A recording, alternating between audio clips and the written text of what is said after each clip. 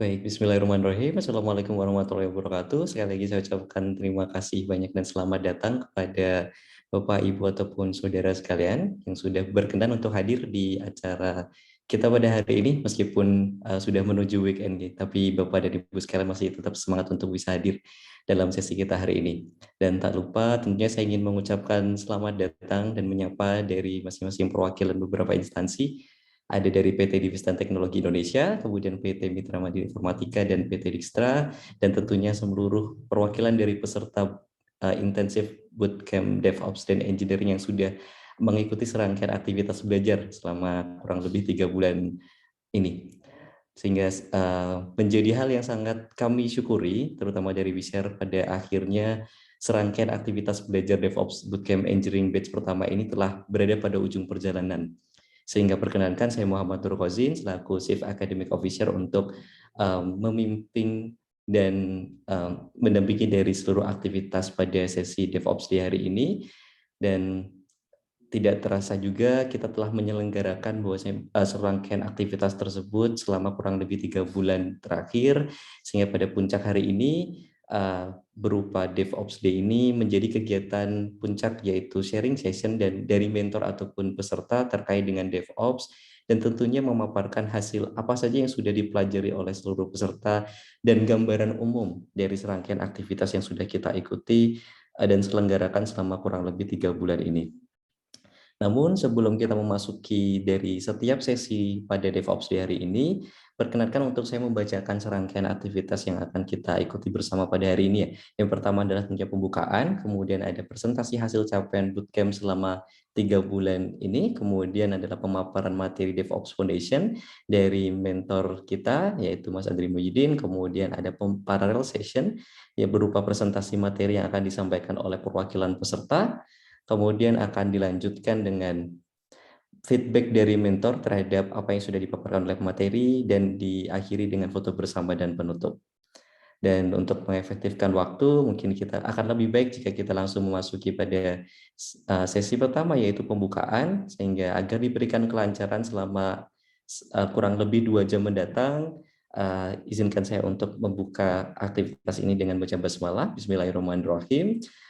Dan untuk memasuki acara yang kedua, langsung saja adalah berupa paparan gambaran umum capaian bootcamp yang akan saya paparkan. Izinkan saya untuk menampilkan slide presentasi, mohon menunggu sebentar.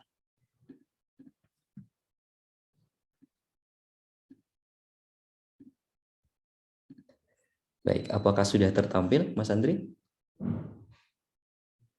Oke, udah tertampil, Mas. Baik, terima kasih. Sebentar.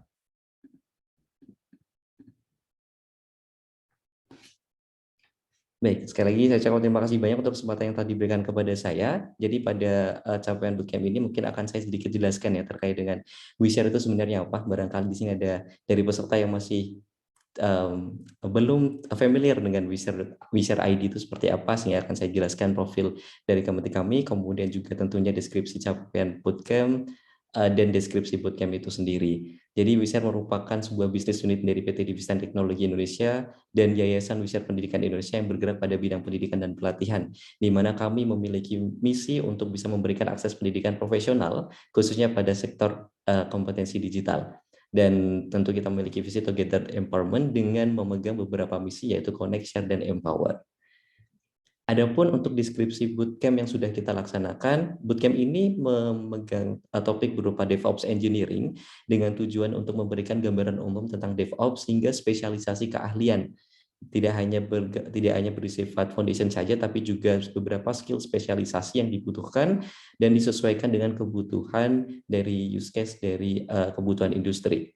Sehingga ada beberapa peserta yang menjadi target dari bootcamp ini adalah pegawai di bidang IT, kemudian telah memiliki serangkaian prerequisite teknis, prerequisite skills meliputi kemampuan basic ataupun intermediate. Adapun mekanisme yang dijalankan dalam bootcamp ini adalah berupa online yang dilaksanakan selama 28 hari, masing-masing adalah 2 jam pelajaran, yaitu selama 3 bulan yang diikuti oleh 9 peserta dari sejumlah instansi. Dan untuk kurikulumnya sangat beragam, dimulai dari yang basic hingga technical skills yang diakhiri dengan measurement dan metrics, dan sesi kita hari ini berupa sharing untuk memberikan gambaran apa yang sudah dipelajari selama kurang lebih 3 bulan tersebut. Dan adapun capaian bootcamp yang telah kita lalui selama 3 bulan ini sangat mengejutkan ya. Ternyata memang jika dilihat dari peningkatan dari pemahaman peserta sebelum mengikuti bootcamp, pemahaman dari skala 10 pemahaman yang dimiliki peserta hanya sebesar 6,81 saja. Namun setelah mengikuti aktivitas bootcamp selama 26 kali pertemuan ini, ternyata dapat meningkatkan pemahaman menjadi sebesar 8,27 dari skala 10 ya. Dan dari nilai tersebut kita dapat mengetahui bahwasanya ternyata memang bootcamp yang telah diselenggarakan oleh WeShare ini selama kurang lebih 26 pertemuan ini dapat meningkatkan pemahaman peserta terkait dengan DevOps Engineering ini sebesar 26,22%. Angka ini adalah angka yang cukup tinggi dan bisa dilihat terdapat tren peningkatan pemahaman dari pertemuan pertama hingga pertemuan terakhir.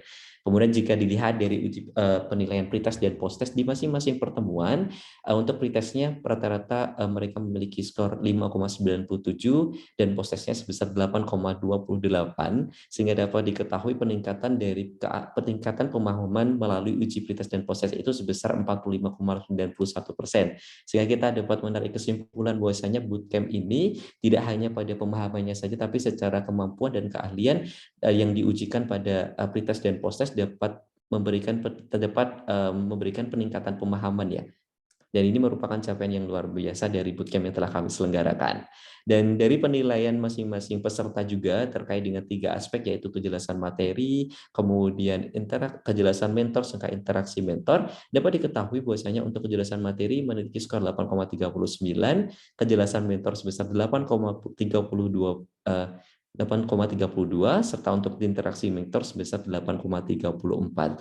Dan dari ketiga penilaian tersebut kita dapat melihat bahwasanya performance dari aspek kejelasan materi, kemudian dari aspek kejelasan mentor dan interaksi mentor ini memiliki kategori sangat baik, sehingga dapat ditarik kesimpulannya bahwasanya performance dari bootcamp yang sudah kita capai ini memang memiliki performance yang baik.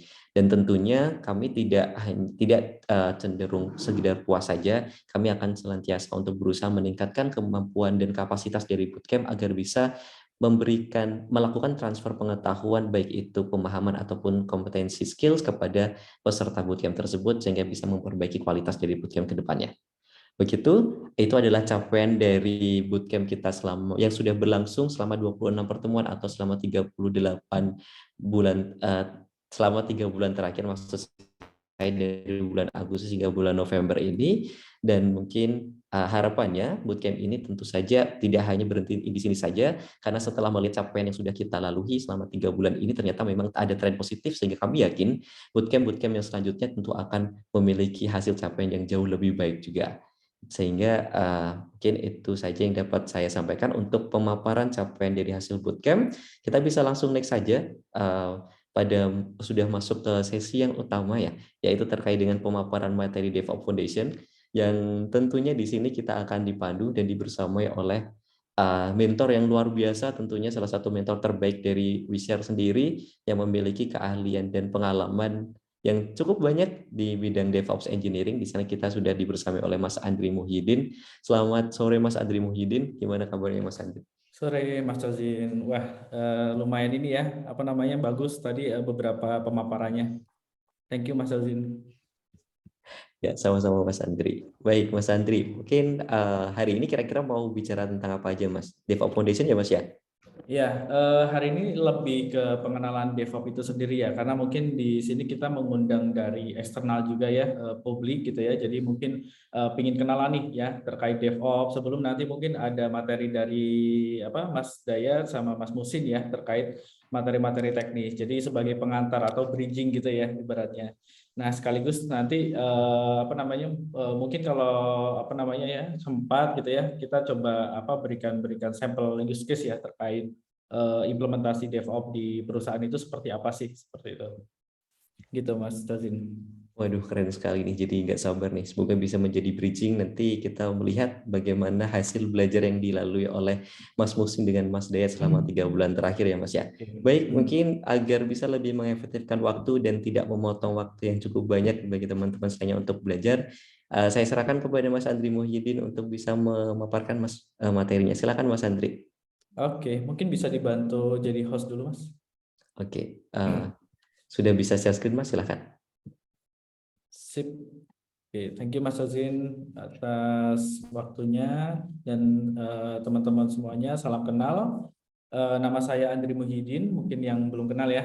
Di sini saya sebagai mentor di WeShare gitu ya, platform berbagi pengetahuan dan mentoring profesional dan di bidang DevOps gitu ya, khususnya di bidang DevOps. Oke, hari ini sebenarnya ini adalah materi dari salah satu sneak peek materi ya dari DevOps Engineering Bootcamp gitu ya, yang diselenggarakan antara WeShare dan Mitra Mandiri Informatika atau MMI. Di Exploring DevOps ini sebenarnya kita akan memberikan gambaran aja ya ke teman-teman semuanya bahwa DevOps itu seperti apa sih gitu ya. Jadi nggak terlalu teknikal banget gitu. Oke, mungkin ini ya. Jadi di DevOps itu sebenarnya ada dua perspektif gitu ya. Mungkin nanti dari sisi bisnis dan sisi IT atau teknis gitu ya. Sama mungkin nanti kita mengenal beberapa prinsip DevOps. Nah, sebenarnya apa yang kita lakukan mungkin jangan-jangan udah DevOps nih gitu kan. Kalau misalkan dari teman-teman sudah bergelut di bidang teknis ya, IT gitu ya. Kalau misalkan belum ya mungkin beberapa approach itu jadi apa ya istilahnya salah satu ini contoh gitu mungkin ya. Oke, nah kita mungkin mulai dari DevOps definition. Mungkin teman-teman semuanya sudah pernah mengenal ya atau ya browsing seperti itu ya. DevOps itu engineer gitu ya atau sebagai role pekerjaan gitu ya ataupun framework dan sebagainya gitu. Nah, itu mungkin nggak ada yang salah juga gitu ya karena memang semuanya mencakup itu DevOps. Nah, di sini ada beberapa definisi gitu. Pertama terkait kolaborasi lintas peran. Jadi DevOps itu pada awalnya memang dikenalkan ketika kolaborasi antara developer dan operation itu lumayan rigid atau silo gitu ya. Si developer pinginnya cepat gitu ya. Ketika misalkan mau deploy aplikasi, mau merilis aplikasi gitu ya. Tapi tim operasional itu pinginnya stabil gitu ya. Istilahnya mengurangi impact dari fitur-fitur yang baru yang di-deliver gitu ya ataupun perubahan-perubahan yang dilakukan kayak gitu. Nah, DevOps ini menjembatani itu ya supaya bagaimana sih developer itu tetap terakomodasi tujuannya dan tim operation juga ya. Nah, ini dikenalkan suatu framework ataupun bisa dibilang approach ya namanya DevOps ini gitu. Nah, DevOps dalam arti tertentu itu memang membangun suatu value ya di dalam suatu delivery, kemudian nanti ada workflow yang lebih efisien gitu. Nah, alih-alih kita mengautomatkan gitu ya, tapi DevOps itu sebenarnya lebih ke arah gimana sih kita lebih valuable dalam melakukan delivery. Misalkan ketika kita melakukan perubahan gitu ya, kita bisa menganalisis impact. Kemudian kita bisa mempercepat proses yang misalkan yang tadinya manual gitu ya menjadi otomatis gitu ya. Nah, itu adalah contoh inisiatif-inisiatif DevOps gitu ya di dalam konteks ini gitu. Wait, sebentar ya. Oke, wait. Aku share screen lagi. Ini ada kesalahan teknis. Sebentar. Oke, udah kelihatan ya, Mas Azin? Masih proses, Mas. Oke, ini screen-nya ini ya, PPT ya. Iya, benar. Oke, sip, saya lanjutkan ya. Nah, jadi dari beberapa pengertian tadi bahwasanya memang di sini DevOps lebih selain teknikal inisiatif gitu ya, tapi mengenalkan juga terkait ini ya bagaimana sih kita bisa berkomunikasi, berkolaborasi ya antara dua role yang berbeda peran gitu ya antara developer dan operation itu dengan lebih efektif dan efisien gitu ya. Nah, ini sebenarnya landasannya di sini ya, komunikasi, kolaborasi, dan integrasi. Nah, ini kunci dari DevOps itu sendiri gitu.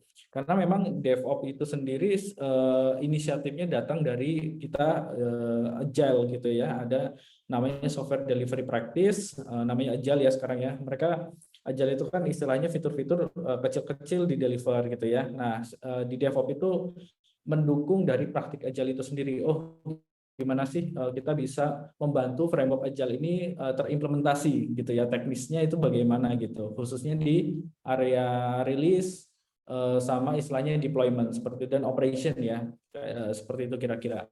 Nah, jadi apa impactnya? Impactnya untuk perusahaan sendiri itu tentunya produk menjadi lebih berkualitas, stabil gitu ya, kemudian secure gitu ya, dan istilahnya satisfaction-nya meningkat gitu. Nah, ini goals dari DevOps itu sendiri gitu. Nah, ini ya, jadi DevOps menjadi sebuah siklus hidup gitu ya, melalui praktik-praktik yang ada gitu ya untuk suatu organisasi atau bisnis. Artinya apa? Jadi kalau misalkan di DevOps itu biasanya kan identik dengan misalkan automation dan sebagainya gitu ya. Nah, tapi sebenarnya DevOps sendiri adalah datang ketika kita memang ada suatu permasalahan gitu ya yang ada dalam organisasi tersebut, kita solving dengan approach DevOps ini gitu. Jadi nggak semua best practice DevOps itu mungkin sesuai dengan perusahaan itu gitu ya. Jadi disinilah kita dikenalkan DevOps menjadi sebuah siklus hidup gitu ya, melalui praktik yang memang match gitu ya dengan kondisi perusahaannya gitu. Oke. Kemudian DevOps kenapa penting gitu ya? Sekarang lagi hype banget nih sama role-role DevOps gitu ya. Nah, tentunya ini ya latar belakangnya adalah karena sekarang ini startup gitu ya. Dia setiap development aplikasi ataupun pengembangan produk gitu ya, itu cepat-cepat gitu ya.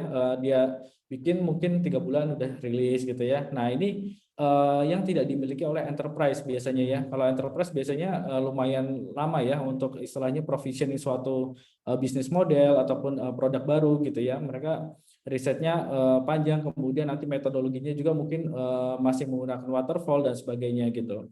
Nah, selain itu adopsi agile juga dalam pengembangan software dan cloud infrastructure sekarang udah meningkat ya. Bahkan di Google Survey ataupun AWS Survey dan sebagainya sekarang trennya memang ke arah cloud semua gitu ya. Kemudian IT organization juga mungkin sekarang udah bukan zamannya silo gitu ya. Artinya silo itu mungkin role tertentu ngobrolnya sama satu role aja gitu ya, tapi sudah harus kolaborasi gitu ya. IT developer mungkin sudah sering ini ya, harus tektokan dengan tim operation, kemudian tim operation juga mungkin harus mengetahui apa namanya penggunaan aplikasi dan sebagainya supaya mereka saling ini ya memahami apa sih produk yang dibangun, kemudian bisnis yang dideliver seperti itu. Kemudian ini juga ya, semakin banyak organisasi yang migrasi ke cloud tadi sudah, ekspektasi pengguna terhadap kualitas sebuah aplikasi semakin meningkat tentu ya. Jadi kita pingin cepat gitu ya, tapi kadang kualitasnya kan dikorbankan gitu. Nah, ini enggak gitu ya, kita supaya lebih konsisten seperti apa gitu. Nah, kemudian ada lebih banyak data yang tersedia untuk bisnis, tentu waktu untuk mendeliver value dalam bisnis perlu diakselerasi. Nah, ini masalah delivery gitu ya. Nah, tentunya ketika berhadapan dengan hal-hal seperti itu ya kita harus melakukan perubahan khususnya di budaya, praktik maupun nanti penerapan automation ya di apa namanya pekerjaan-pekerjaan teknisnya khususnya ya di IT. Oke. Nah, kemudian ini ya yang membedakan DevOps dengan praktik-praktik lain yang ada mungkin di apa sekelilingnya gitu ya. DevOps itu mirip Scrum gitu ya. Nah, di sini ada istilahnya beberapa ini ya, adopsi metodologi gitu. Kalau kita bisa bilang Scrum gitu ya atau Agile Practice gitu ya, itu biasanya spesifik untuk masalah improvement workflow atau proses pengembangan gitu ya. Nah, kemudian kalau kita bicara cyber security, biasanya itu spesifik ke arah ini ya, masalah keamanan gitu ya, keamanan informasi ataupun data. Sedangkan Lean gitu ya, itu untuk membantu organisasi lebih efisien gitu. ITIL untuk service management, organization change management misalkan ya untuk perubahan culture, automation mungkin untuk proses di teknologinya seperti itu.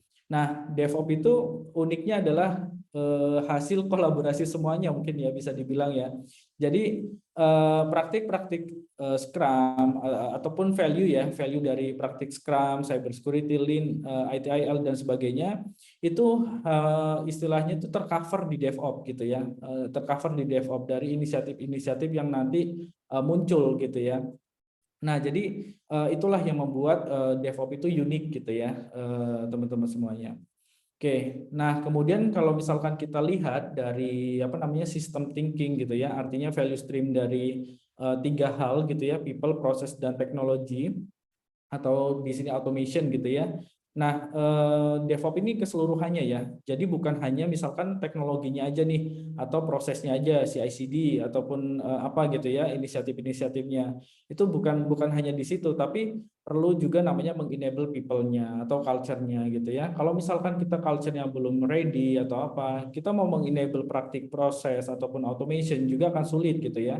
Nah, ini yang perlu digarisbawahi bahwasanya DevOps itu perlu dukungan dari stakeholder. Artinya DevOps bukan hanya role, oh ini DevOps engineer gitu ya, tapi dia lebih ke arah ini ya, DevOps itu lebih ke arah suatu gerakan di suatu organisasi tersebut gitu ya untuk bertransformasi gitu.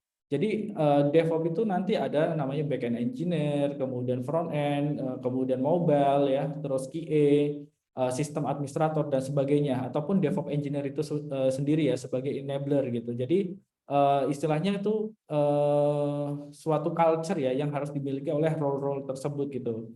Nah, itu ya. Jadi yang membedakan antara developer dan operation kan kalau developer dia membuat kodenya ya. Tim operation kan dia menjaga apa kode itu istilahnya bisa berjalan gitu ya dan apa ya bisa diakses oleh user misalkan dan performanya juga bagus gitu.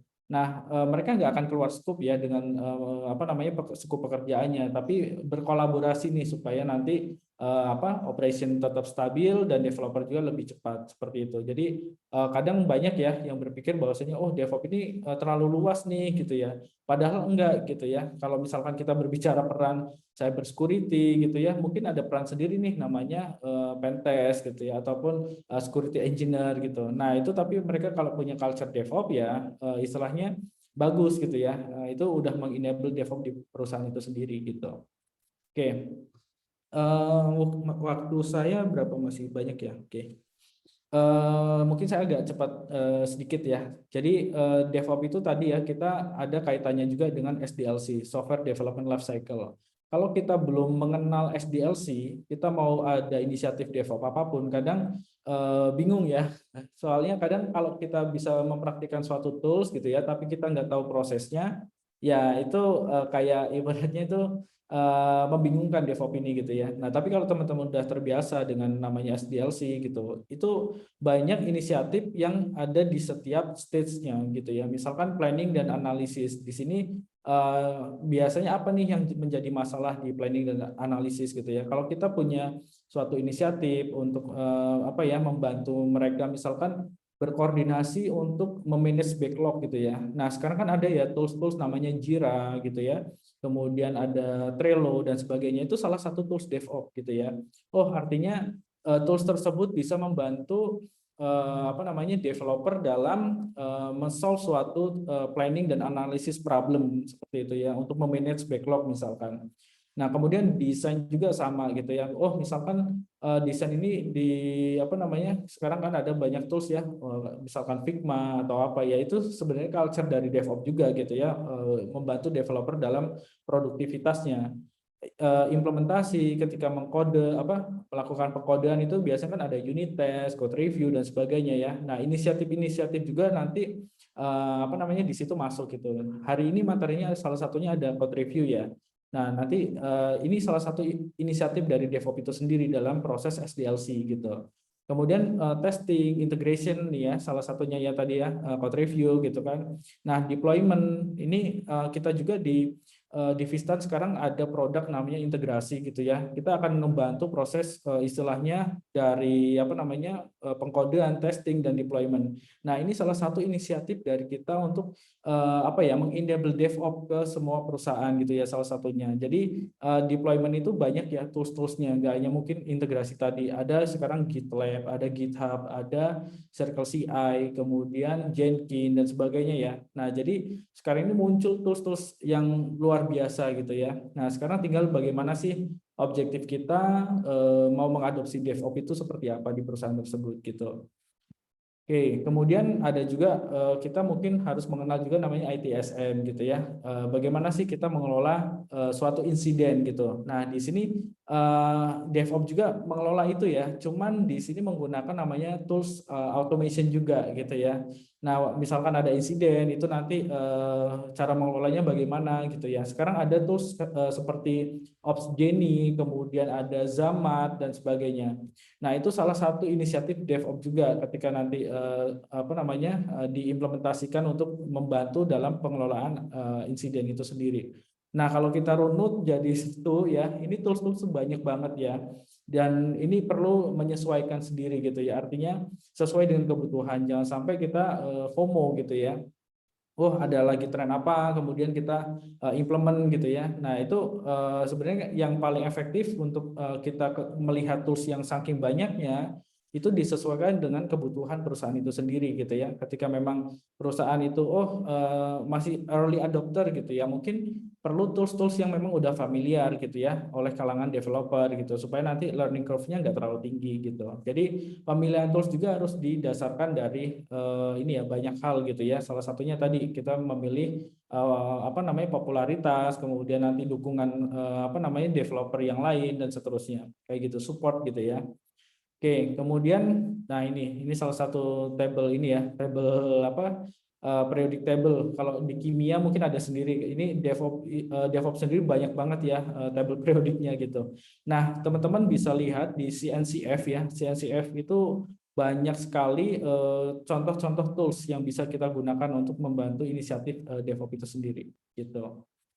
Oke, itu kemudian tadi kita sebenarnya udah membicarakan ini ya DevOps goals-nya. Tentunya goals-nya itu adalah mengenai kecepatan dan kualitas gitu ya. Jadi keyword-nya adalah itu.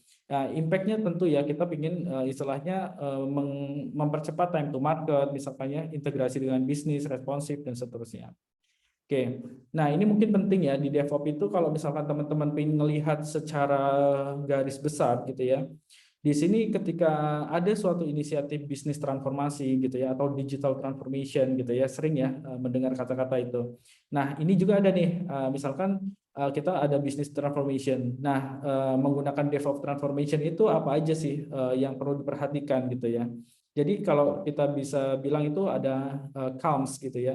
Culture, automation, lean, measure dan sharing gitu. Nah, culture ini tentunya tadi kita berbicara masalah kolaborasi, komunikasi gitu ya, budaya untuk belajar gitu ya, sama budaya untuk improvement. Ini banyak hal. Kita di bootcamp ini kita pelajari satu persatu gitu ya. Oh, gimana sih cara ngebantu tim itu supaya lebih apa ya, mempunyai ini ya, daya belajar, kemudian biar mereka lebih senang untuk improvement gitu atau cara-caranya bagaimana. Nah, ini kita pelajari. Kemudian automation. Di sini kita pelajari juga terkait CI/CD toolchain gitu ya, kemudian infrastructure as code, enable untuk apa istilahnya automation dari infra ya, GitOps dan sebagainya. Nah, di praktik automation ini tentunya tujuannya untuk konsistensi. Selain kecepatan ya, konsistensi juga ya. Karena kalau misalkan kita melakukan perubahan apapun gitu ya, kalau nggak ada tools-tools automation itu satu lama gitu ya, lambat. Yang kedua kita subjektif gitu. Kadang oh ini aplikasi ini kayaknya harus ditambahin perintah apa gitu ya. Kemudian orang si A lupa nih gitu ya. Nanti ada aplikasi berikutnya gitu ya.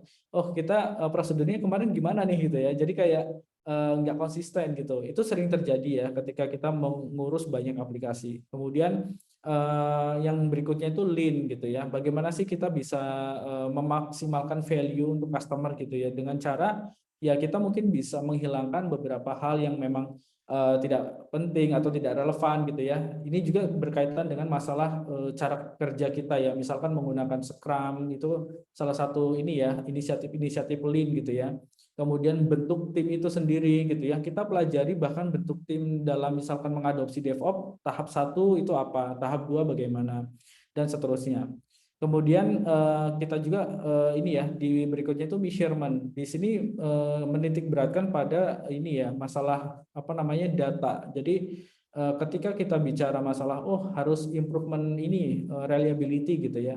Nah, itu kita berdasarkan apa nih gitu ya. Reliability itu kan banyak ya faktornya. Misalkan ini latensinya apa namanya kita perlu ukur gitu ya. Kalau misalkan kita nggak ada ukuran data itu gimana kita mau istilahnya memeasure efektivitas kerja kita gitu ya. Nah, di situ. Kemudian sharing ini adalah salah satu culture ya yang perlu di-encourage juga ketika kita bertransformasi menggunakan DevOps, atau sebenarnya sih teman-teman atau perusahaan juga mungkin sudah mengenable itu ya. Cuman kadang itu ya kita mungkin belum mengenal DevOps itulah gitu ya. Jadi ini sebenarnya udah biasa juga lah seperti itu. Jadi poinnya di sini menitik beratkan pada ini ya bagaimana sih kita berkolaborasi itu. Oke, itu ini stakeholder udah, kemudian mungkin ini ya aku coba terangkan yang di 3 hal. Nah, prinsip ini. Nah, ini mungkin yang paling penting ya, terakhir ya. Setelah ini mungkin di sesi materi berikutnya. Jadi di DevOps itu ada namanya prinsip gitu ya. Jadi 3 hal prinsip. Pertama itu the first way, kemudian yang kedua ya tentu ya the second way, kemudian yang ketiga the third way gitu. Nah, di the first way, inisiatif DevOps itu umumnya ya, kalau teman-teman mau mengadopsi DevOps, di awal itu harus ini ya, mengachieve terkait masalah agile dulu, cepat dulu nih gitu ya, mau dari titik A ke titik C atau D itu harus cepat dulu di achieve gitu ya. Nah, biasanya inisiatifnya banyak ya, ada misalkan containerize, kemudian CI/CD dan sebagainya ya, yang berkaitan dengan masalah automation biasanya gitu. Nah, automation juga itu sebenarnya nanti bisa masuk di second way gitu ya. Nah, poinnya di situ ya, kita mengurangi ini ya cycle time atau lead time gitu supaya lebih cepat nih, misalkan dari request deploy gitu ya sampai nanti rilis itu harus lebih cepat gitu dari istilahnya biasanya gitu. Kemudian berikutnya itu the second way. The second way itu yang berkaitan dengan kualitas gitu ya. Jadi kualitas itu banyak ya, feedback loop namanya ya. Di sini ada automation testing gitu ya. Ada namanya peer review, kemudian monitoring event ataupun logging gitu, production log tadi ya. Kemudian postmortem, ada lagi mungkin misalkan on call gitu ya dan sebagainya. Tentunya ini inisiatifnya yang objektifnya adalah meningkatkan kualitas, stabilitas ataupun ya security, itu semua kualitas ya kayak gitu. Nah, itu the second way. Kemudian the third way ini adalah yang berkaitan dengan ini ya, culture kita untuk terus belajar. Jadi kalau misalkan kita udah inovasi masalah agile cepat gitu ya, kemudian kita udah berkualitas, itu udah beres semuanya ya. Kadang kita kan perlu mengencourage diri kita lagi ya untuk terus belajar gitu. Nah, makanya DevOps itu logonya kan unlimited gitu ya. Kayak infinity loop gitu ya. Nah, jadi ini salah satu yang istilahnya menjadi bagian ya dari DevOps, bahwasanya kita harus terus belajar, terus beradaptasi, bereksperimen, dan bahkan kemarin waktu di bootcamp gitu ya, kita encourage untuk teman-teman itu jangan takut untuk misalkan riset ataupun yang mengencourage teman-teman supaya misalkan taking risk gitu ya, kemudian learning from failure. Nah, itu penting banget karena tanpa adanya inisiatif-inisiatif tersebut ya kadang kita sendiri takut gitu ya mau mencoba hal-hal baru gitu ya. Nah, ini di DevOps itu harus di-encourage untuk terus belajar seperti itu ya, istilahnya continuous improvement seperti itu. Oke, itu ya. Jadi mungkin itu aja dari saya terkait DevOps Foundation. Mungkin waktunya juga kurang, jadi mungkin nanti kita bisa sambung di sesi yang lain, atau teman-teman nanti kalau misalkan berminat ikut bootcamp berikutnya ya, yang belum ikut itu nanti bisa cek aja di wishare.id. Nah, ini mudah-mudahan di next batch ya kita adakan juga gitu ya. Oke, mungkin itu aja dari saya, Mas Cozin. Kita langsung sesi tanya jawab atau bagaimana? Baik, terima kasih banyak Mas Andri untuk paparan materi yang sangat insightful ya. Semoga dari peserta yang join pada kesempatan kali ini bisa memetik banyak hal, kemudian juga tergugah barangkali ingin belajar lebih dalam untuk DevOps ya. Baik, mungkin kita bisa tanya jawab satu atau dua pertemuan, satu atau dua penanya silakan dari peserta. Barangkali jika ingin bertanya. Oh iya, silakan. Oh, ada Pak Yoni juga nih. Halo Pak Yoni. Selamat datang Pak Yoni. Bagaimana dari peserta, apakah ada yang ingin ditanyakan? Sebagai pengantar nih sebelum kita mendalami lebih dalam, karena ada dua peserta yang sudah tidak sabar untuk present juga Mas Andri. Iya, betul. Sepertinya nggak ada ya. Baik, Oh, oke. itu ada Mas Raka. Oke, ada. Silakan. Ada dari Mas Raka. Ya, sebelumnya makasih ya Mas Andri atas pemaparan materinya. Aku mau nanya nih, Boleh. aku kan sempat baru ini juga, maksudnya belajar sama DevOps itu. Nah, misal pertanyaannya nih, apakah kalau DevOps itu tadi kan harus memenuhi 3 hal. Yang pertama kayak agile, terus yang kedua tadi kalau nggak salah atau apa? Quality Quality, sama yang sharing itu kayak growth mindset, jadi dia terus belajar itu improvementnya. Kalau misalnya aku cuma dua nih, kayak misalnya udah emang nerapin agile yang pertama, terus kayak yang quality misal dari proses development sampai testing gitu ya, terus itu apakah emang udah bisa dibilang DevOps atau emang terus yang di bagian growth mindset yang terakhir itu yang apa? Yang terus ya, belajar itu tuh improvement ya. proses improvementnya itu kayak gimana ya? Oke, mungkin ini ya pertanyaannya terkait. Oh, kalau misalkan saya melakukan ini aja, ini disebut DevOps enggak gitu ya? Gitu ya, simpelnya ya. Nah, Soalnya jadi tadi kan, iya, soalnya tadi kan ada yang tadi kayak misalnya yang sebenarnya yang agile itu udah masuk DevOps gitu, jadi aku rada bingung juga gitu. Iya, oke. Jadi sebenarnya DevOps itu sendiri kan inisiatif ya, inisiatif disesuaikan dengan memang kondisi dari lingkungan kita gitu ya. Kalau misalkan memang yang diperlukan adalah agile dulu nih gitu ya.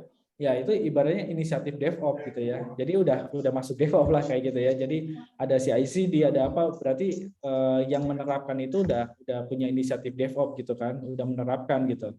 Nah, kalau misalkan ketika nanti sudah kita menerapkan agile gitu ya, kan kita kan tadi ya ada the third way ya. Sebenarnya kalau misalkan secara alamiah gitu ya, ketika kita udah menerapkan sesuatu, biasanya kita akan mengeksplor lagi kan gitu. Oh, ada feedback nih dari pengguna, biasanya DevOps engineer penggunanya itu adalah developer gitu kan, atau tim operation penggunanya itu developer. Kalau developer itu ke user langsung gitu kan, user aplikasinya.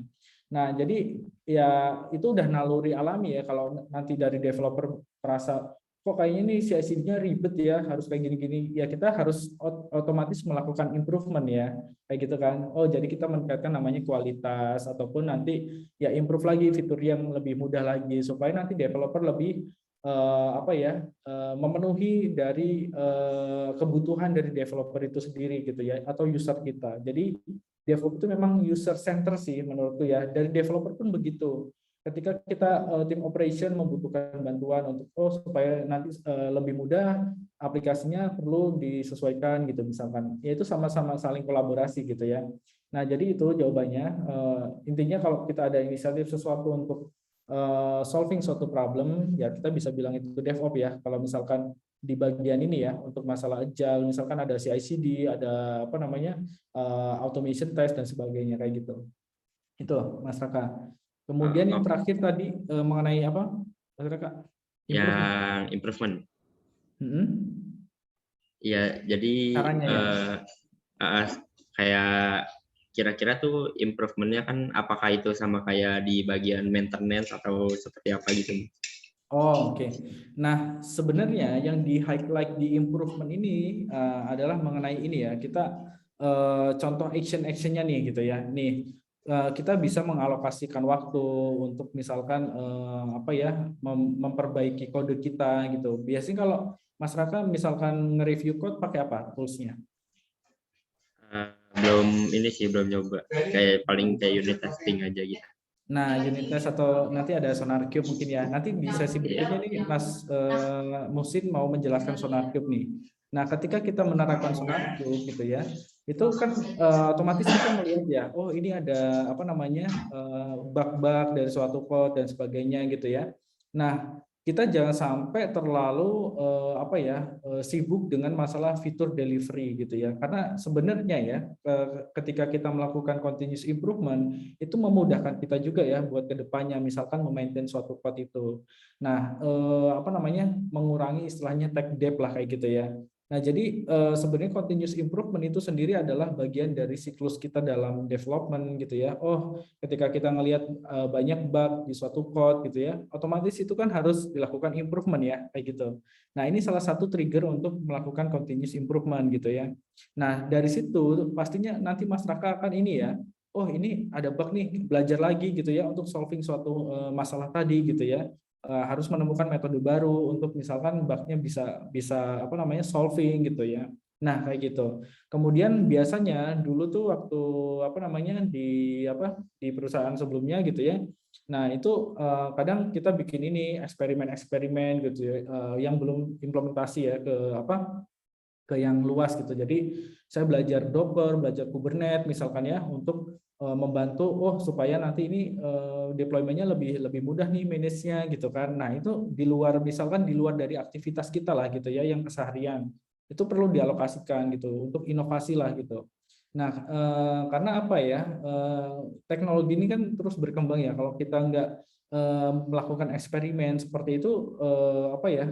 Bukannya kita FOMO ya, tapi seenggaknya kita bisa menganalisa nih, oh mana nih yang butuh ya buat kita. Terus kalau ada isu ini, siapa tahu orang lain udah pernah meng-solve itu gitu ya. Nah, hal-hal kayak gini sebenarnya udah naluri ya dari kita tim-tim engineer biasanya kayak gitu ya. Itu sih Mas Raka. Oke Mas, udah kejawab. Cuma aku ada pertanyaan lagi nih. Boleh. Asik nih. Berarti kan tadi yang kayak ekosistem DevOps itu mulai dari yang si request-nya sampai yang proses maintenance tadi ya. Aku mau nanya kalau misalnya DevOps engineer itu dia lebih spesifik di bagian mananya sih, kan kalau misalnya kayak development itu udah ada dari engineer-nya atau misalnya dari testing ada dari QA-nya. Itu tuh kan tadi apakah emang benar sebagai penyedia aja atau kayak dia mengontrol semuanya gitu. Maksudnya penyedia ini tuh kayak yang tadi yang CI/CD terus misalnya dari sisi cloud-nya atau gimana Mas? Atau emang dia lebih ke seluruh gitu jadi kayak project manager atau gimana gitu? Oke. Ini pertanyaan menarik ya. Jadi kayak scoping dari DevOps itu sendiri gitu ya. Iya. Oke. Ini mungkin aku buka slide baru lagi ya buat ini ada apa namanya istilahnya yang bisa ini nih. Oke. Nah, ini mungkin kita bisa lihat di sini ya kalau ingin teman-teman ngelihat topologi dari DevOps itu sendiri gimana gitu ya.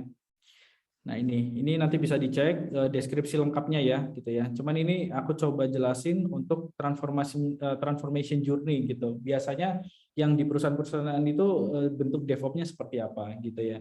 Nah yang pertama itu namanya DevOps Team Silo. DevOps Team Silo itu biasanya dia itu enabler gitu ya. Yang biasanya mungkin developernya itu mengadopsi cara-cara lama, operation juga mengadopsi cara-cara lama gitu ya. Di situ dia sebagai enabler. Oh ini loh, misalkan menerapkan CI/CD benefitnya ini gitu ya, nanti dia mengimplementasikan juga gitu dan melakukan sosialisasi. Umumnya kalau misalkan di suatu perusahaan ini bisa datang dari memang dia rekrut, bisa datang dari konsultan gitu, biasanya kayak gitu ya.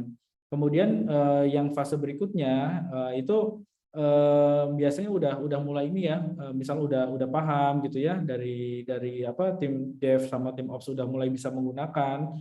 tools-tools DevOps, tim Ops itu bisa menjaga tools-tools itu bekerja dengan baik, bisa memprovide development, tim Dev itu bisa menggunakan juga gitu ya, menggunakan dalam arti basic ya, nggak dia itu meng-create semuanya gitu, tapi menggunakan aja apa yang udah di-create dari DevOps maupun Ops itu gitu. Nah, bisa juga nanti ketika nanti dia ini udah expired, artinya tim DevOps-nya kan hilang ya gitu. Nanti dia akan berkolaborasi nih tim Dev dan tim Ops. Tim Ops itu skupnya adalah lebih ke menjaga inisiatif-inisiatif yang ada gitu ya, supaya nanti misalkan inisiatif untuk melakukan deployment yang baru gitu ya, atau melakukan code review. Nah, itu biasanya menjaga performance dari tools-nya, kemudian menjaga performance dari metodenya itu supaya bisa berjalan gitu ya, prosesnya dan lain-lain. Sedangkan developer itu lebih ke arah pengguna gitu ya. Misalkan dia ada code review tools gitu ya, dia tahu cara menggunakan code review itu dengan mudah gitu ya. Nah, tim Ops itu nanti bakalan fokus adalah gimana nih berinovasi supaya developer itu lebih mudah lagi gitu. Jadi memang apa namanya lebih mudah, stabil dan ini ya secure ya. Intinya aspek-aspek DevOps tadi. Nah, poinnya di situ. Kalau developer memang dia mindsetnya adalah menggunakan, kemudian nanti ya ikut melakukan improvement gitu ya. Cuman biasanya memberikan feedback seperti itu. Nah, kayak gitu ya. Nah, nanti tim Ops itu biasanya bertransformasi menjadi SRE gitu ya, Site Reliability Engineering gitu. Biasanya ketika DevOps itu udah selesai, ya mereka akan SRE itu akan menjaga reliability dari suatu inisiatif seperti itu. Nah, kayak gitu Mas Raka. Jadi udah cukup jelas ya istilahnya developer itu menggunakan gitu ya. Kalau tim operation itu ataupun tim DevOps ataupun tim SRE menjaga dan mengembangkan inisiatif-inisiatif DevOps itu. Oke Mas, udah kejawab Mas. Makasih Mas. Sip, sama-sama. Oke, mungkin cukup ya buat sesi pertanyaan di tempatku nih. Kita bisa lanjutkan ke sesi berikutnya ya. Ini kayaknya nggak perlu di breakout ya, Mas Ozin. Gimana Mas? Kita langsung aja kali ya, nggak usah di breakout karena Oh iya, juga benar. ya. Iya benar. Sekali lagi terima kasih banyak ya. Tadi ada Mas Muhammad Reha Firdaus untuk pertanyaannya luar biasa, bisa membuka sesi diskusi dengan Mas Andri. Baik, untuk sesi selanjutnya adalah terkait dengan parallel session yang awalnya kita rencanakan parallel session ya. Tapi kita mungkin untuk pertemuan untuk sesi kita hari ini kita akan dibuat menjadi parallel session. Jadi langsung saja tadi sudah ada yang tidak sabar nih Mas Andri untuk bisa sharing apa yang sudah dipelajari terkait dengan topik code review. Tadi juga sudah disinggung juga dari Mas Andri. Di sini ada Mas Muhammad Muhsin. Mas Muhammad Muhsin, apakah bisa menyapa teman-teman yang ada di forum ini, Mas? Ya Mas, hadir. Selamat sore semuanya. Baik, selamat sore Mas Muhsin. Baik. Gimana kabarnya Mas Muhsin? Alhamdulillah baik Mas. Alhamdulillah ya. Baik, kalau begitu bisa saya langsung serahkan ke Mas Muhsin. Bisa sedikit berbagi ataupun banyak sekalian, nggak apa-apa Mas. Silakan bisa banyak berbagi apa yang ingin dibagikan pada forum hari ini. Silakan Mas Muhsin, saya persilakan. Ya. Oke, kita bentar share dulu.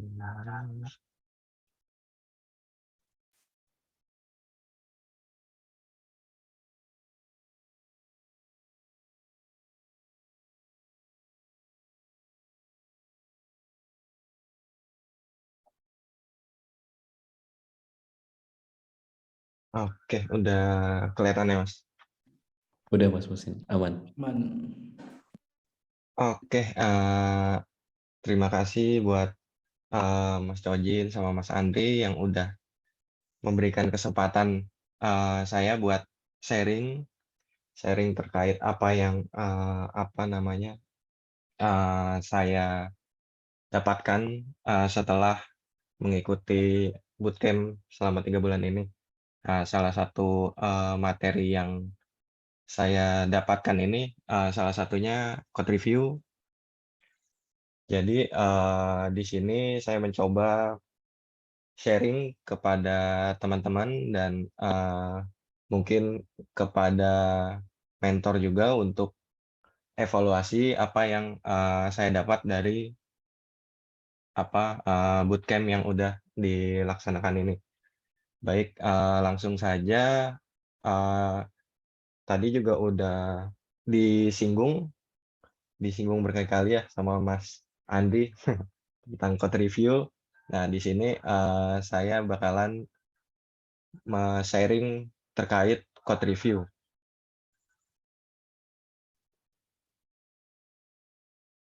Oke,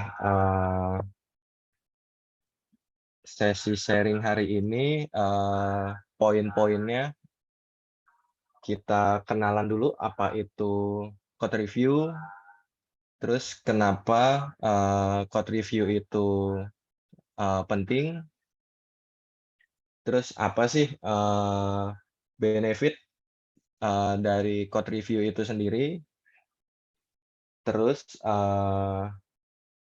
selanjutnya itu kita bakalan nge-compare terkait code review kita lakukan secara manual dengan code review kita lakukan secara automate. Terus ada sedikit informasi tentang code review tools. Lalu di sesi code review ini tools kan udah pasti sangat banyak sekali ya.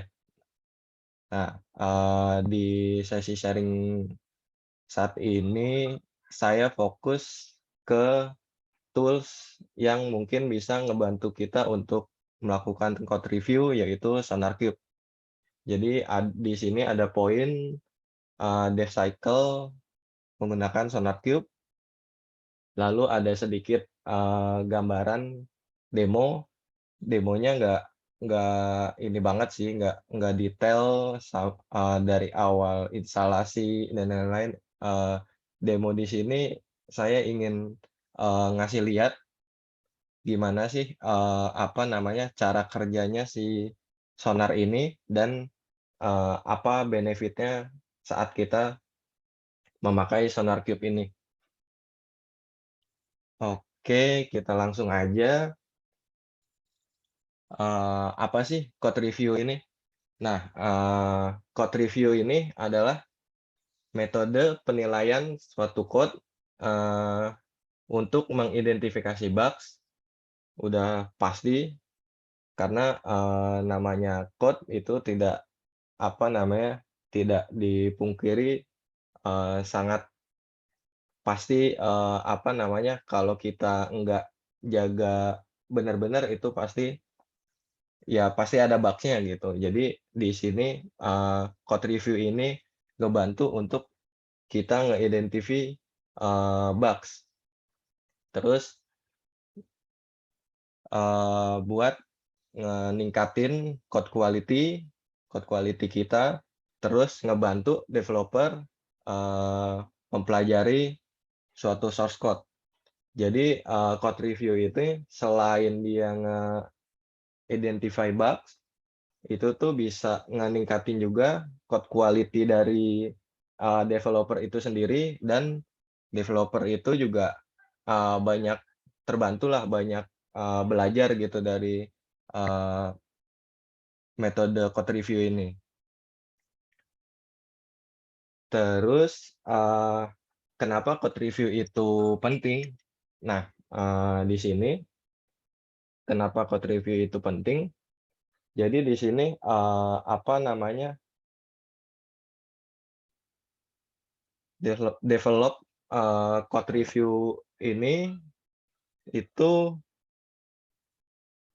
di sini untuk peningkatan berkelanjutan yang mencegah pengiriman code ini nggak stabil ke pelanggan. Jadi apa namanya itu adalah salah satu alasan kenapa ini penting, karena kita kan nggak mau ya nge-deliver ke pelanggan itu ya masih banyak isu lah, masih ada banyak masalah di code-nya. Nah, ini code review ini adalah landasan untuk peningkatan berkelanjutan atau continuous improvement yang mencegah pengiriman code yang nggak stabil ke pelanggan. Nah, terus apa namanya proses code review ini juga merupakan bagian penting dalam menyebarkan pengetahuan ke seluruh organisasi. Nah, nanti juga karena kita juga mungkin kalau dulu belum banyak tools code review yang masih manual, mungkin lingkupnya code review itu cuma di developer aja ya. Nah, karena sekarang udah banyak tools, contohnya yang nanti bakalan kita yang bakalan saya share itu terkait tools itu Sonar. Nah, itu dari situ nggak hanya developer aja nih yang tahu terkait code review ini. Jadi dari situ siapapun bisa ngukur ngukur code dari yang udah di development sama tim kita tuh kayak gimana gitu. Nah, untuk alasan ini makanya di sini 76% developer yang mengikuti survei Global DevSecOps mengatakan code review ini sangat very valuable. Nah, di sini di sini juga ada Bagan yang menjelaskan apa sih hal nomor satu yang dapat dilakukan perusahaan untuk meningkatkan eh, code quality-nya. Nah, ini code review bisa dilihat sendiri ini ada di paling atas. Kenapa ya? Menurut saya juga kenapa dia paling atas karena ini terlihat ya code itu sendiri ya bisa dibilang itu adalah akarnya langsung ya teman-teman. Jadi misal contoh yang di bawahnya ada unit testing, integrasi testing, terus continuous integration, functional testing, dan yang lain. Nah, bisa aja unit testing itu dia udah lolos. Unit testing dia udah lolos, tapi code quality-nya buruk, ya mungkin bisa berjalan gitu. Programnya itu bisa berjalan karena unit testing-nya udah lolos gitu. Cuma di lain sisi saat entah itu ada pengembangan atau entah itu mau maintain, kalau misalnya quality code-nya itu buruk, susah di-maintain, ya itu sama aja sih. Makanya balik lagi code review itu kenapa adalah nomor satu yang dapat dilakukan perusahaan untuk ningkatin kualitasnya gitu. Ya balik lagi bukan cuma kualitas code-nya, lebih ke nanti bakalan jadi kualitas produknya itu sendiri. Ini terus lanjut. Nah, kita lanjut ke benefit dari code review itu sendiri.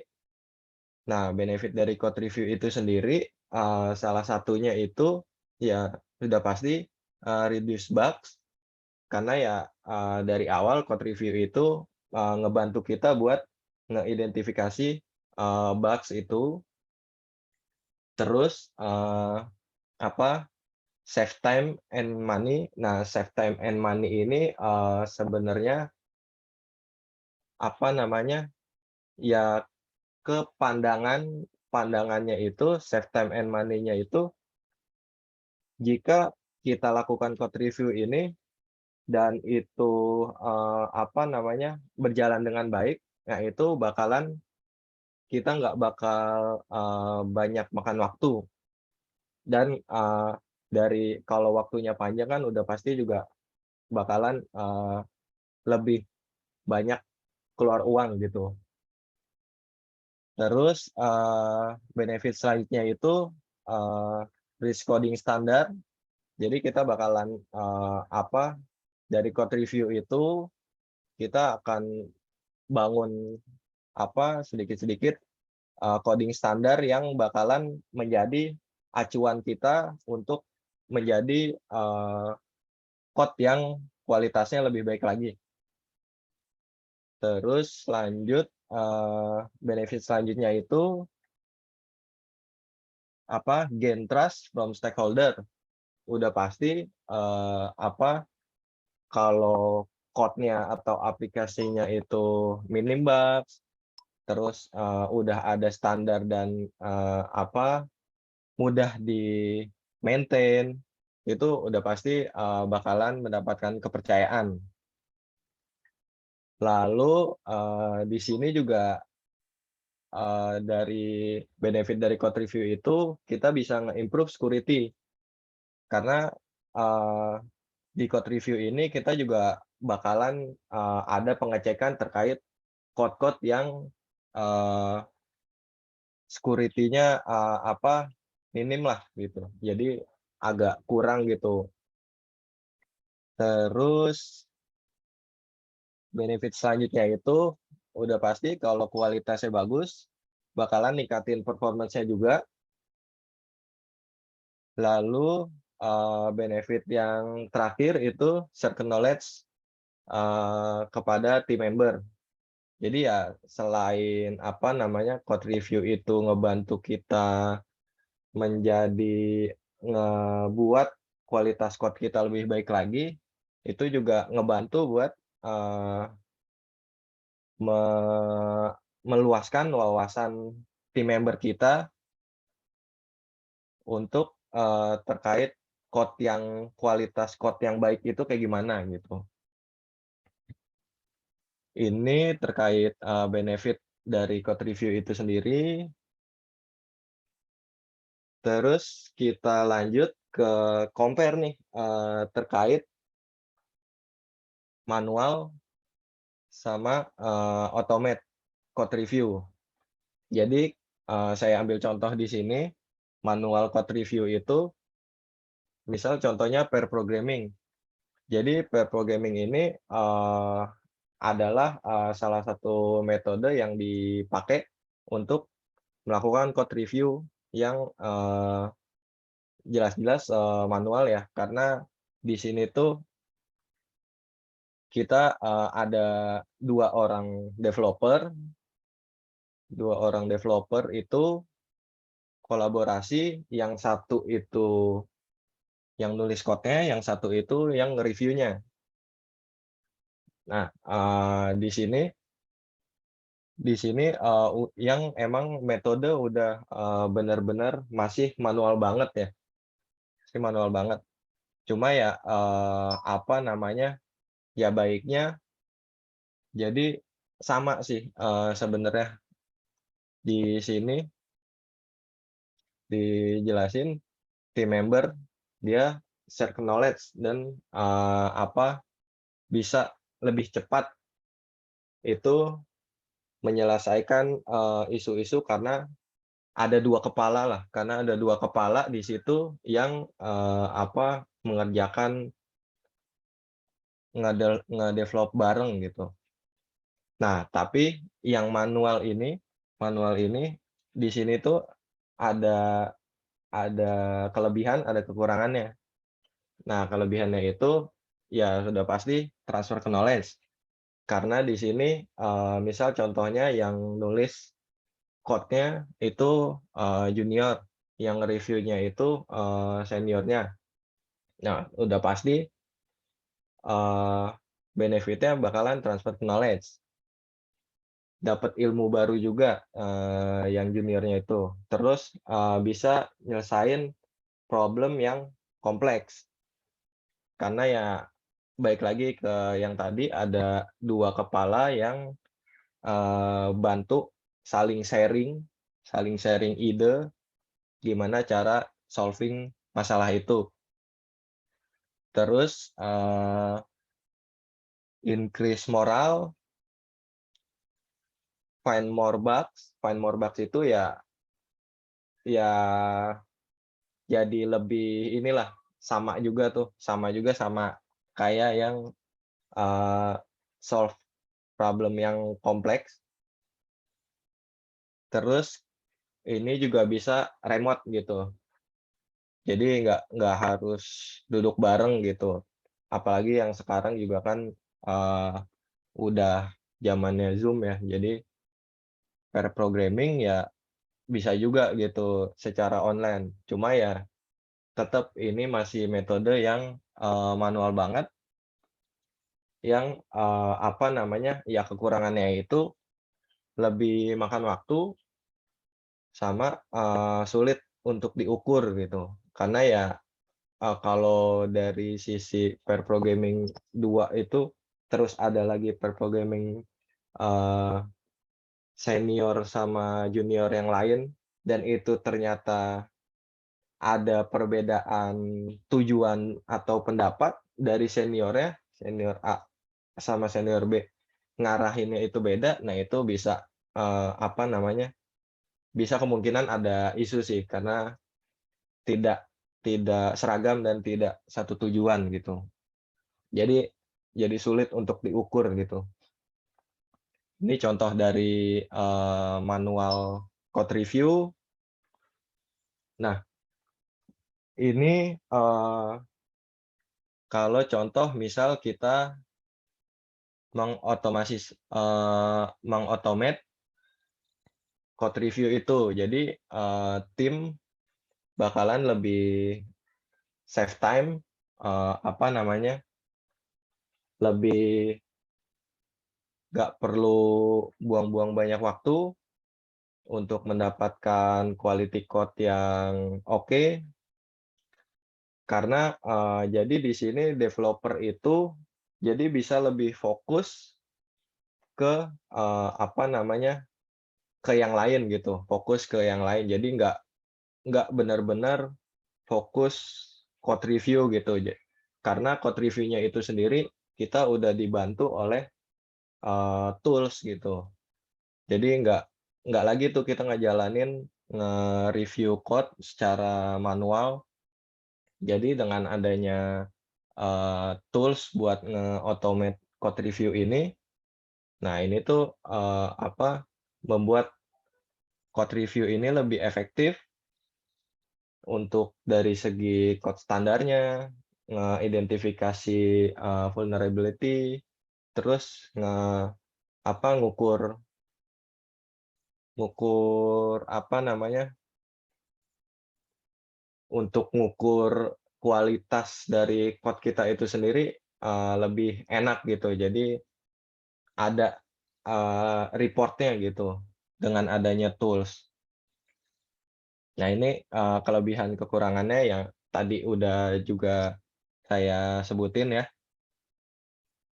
itu mudah diukur, terus automate tool itu membuat developer lebih fokus ke yang lain, nggak memandek fokus di code, nge-review code gitu. Kalau manual dan code yang di-review itu ada banyak kan, itu makan waktu banget gitu.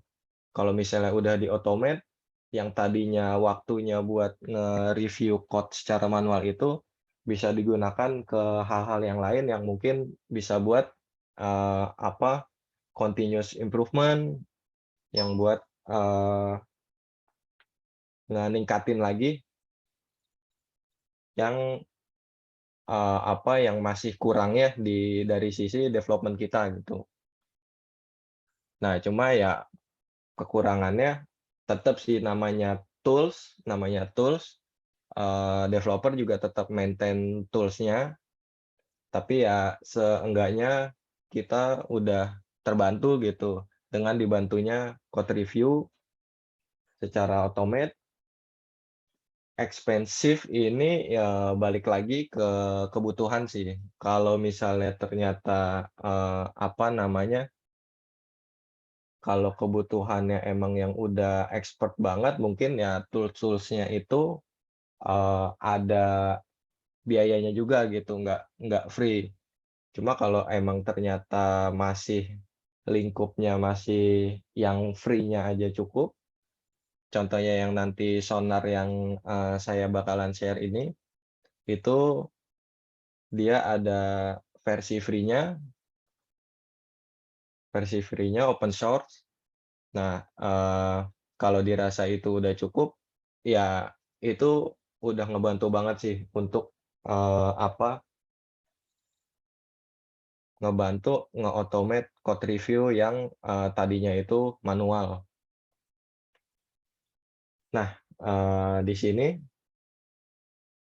perbedaan antara manual sama automate code review nih. Dari tadi juga kan udah ini kita rangkum lagi dari segi waktu. Waktu udah pasti Mohon maaf, mohon maaf Mas Musin. ya, Waktunya kita batasi 3 menit ya Mas ya. Tersisa apa? 3 menit. Oh, oke. Siap, Mas. Ya, siap. Kita agak ngebut berarti ya. Oke, apa? Ya mungkin ini bisa bisa kita skip ya karena ya tadi udah tergambar juga sih harusnya manual dengan automate itu ya udah pasti dari segi waktu, dari segi apa namanya examination, subtle mistake, kesalahan halus, terus dari cost juga tadi udah kita sounding ya. Terus lanjut, nah ini code review tools apa yang ada gitu. Nah yang kita gunakan nanti SonarQube. Nah ini sedikit gambaran terkait kalau kita gunakan SonarQube untuk development. Di sini ada SonarLint untuk ngebantu apa?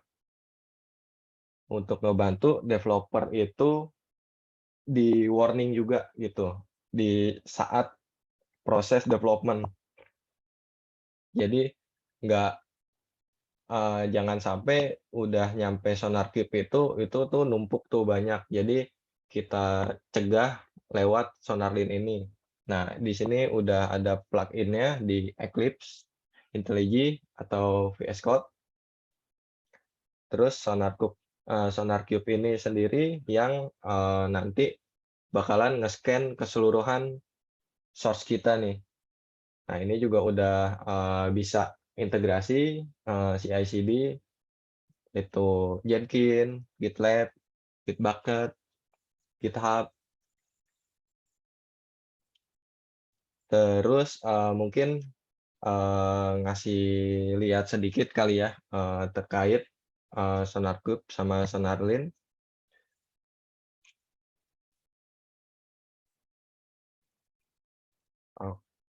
Oke, bentar.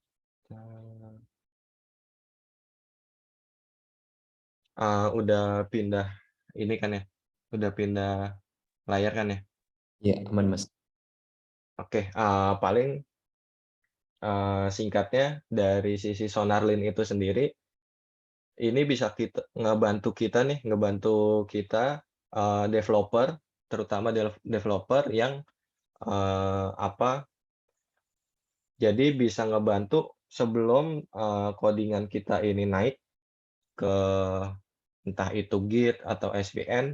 Nah ini tuh kita bisa identifikasi dulu nih mana yang eh, nggak standar gitu, yang kualitas code-nya itu buruk gitu. Misal contoh di sini udah Eclipse-nya udah saya install SonarLint. Nah di sini ada penjelasan dari Sonar ini sendiri. Nah di sini kalau misalnya kita klik rule description-nya, kenapa ini dikasih warning. Nah ini penjelasan Sonar bisa kita lihat di sini dan bisa kita langsung fixing di sini gitu. Ini untuk yang SonarLint mungkin biar apa nanggung yang SonarQube-nya kali ya Mas Jajen. Dikit lagi. Boleh Mas, silakan. Masih Oke. sampai berapa? 16.30. Oke. Nah, itu tadi SonarLint yang untuk ngebantu developer biar jangan sampai dia commit codingan yang sebenarnya kualitas code-nya itu buruk gitu. Jadi bisa dijagain dengan menginstal plugin si SonarLint itu. Nah, terus ini kita coba contoh kita scan menggunakan SonarQube. Ini kita create project. Jadi di sini kalau awal saya install Sonar di lokal. Ini awal masih belum ada project sama sekali. Kita tambahkan project manual. Terus di sini ditulis project display name-nya. Nah, di sini juga dia kan bisa integrate ke Jenkins dan yang lain-lain. Nah, ini kita coba yang lokal aja. Terus di sini tokennya yang tadi demo kita generate. Kita ambil tokennya. Terus kita coba jalanin source code yang tadi, kita scan. Ini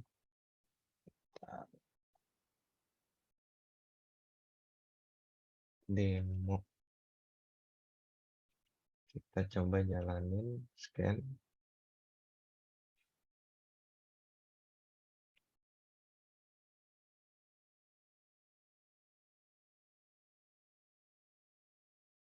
Di sini juga tadi ada panduannya ya buat nge-scan-nya.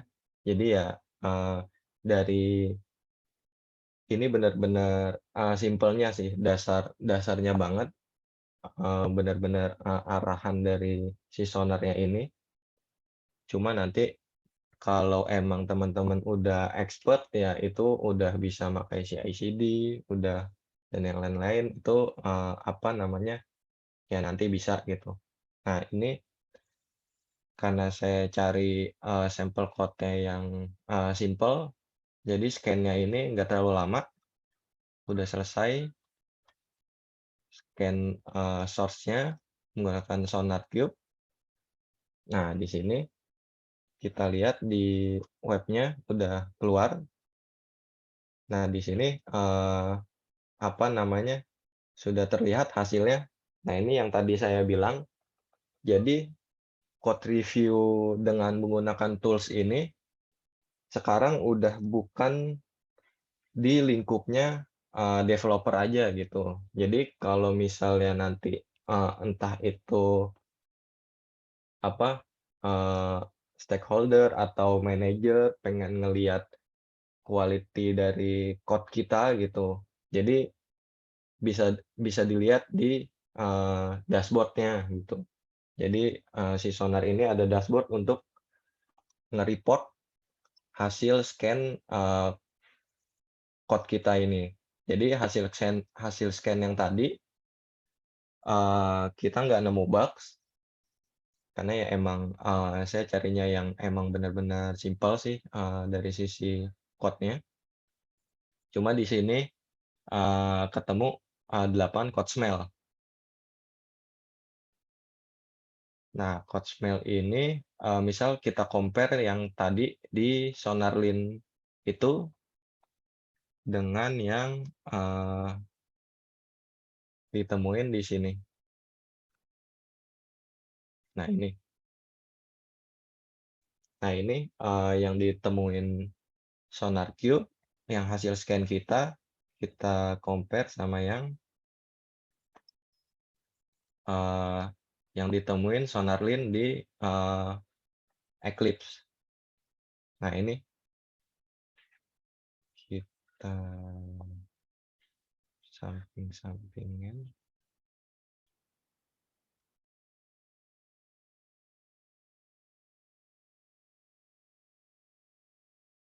Nah, ini hasilnya sama.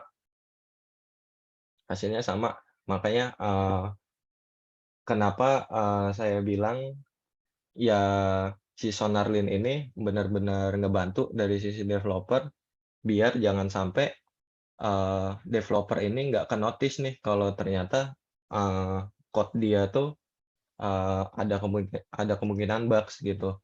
Code dia tuh kualitasnya kurang baik gitu.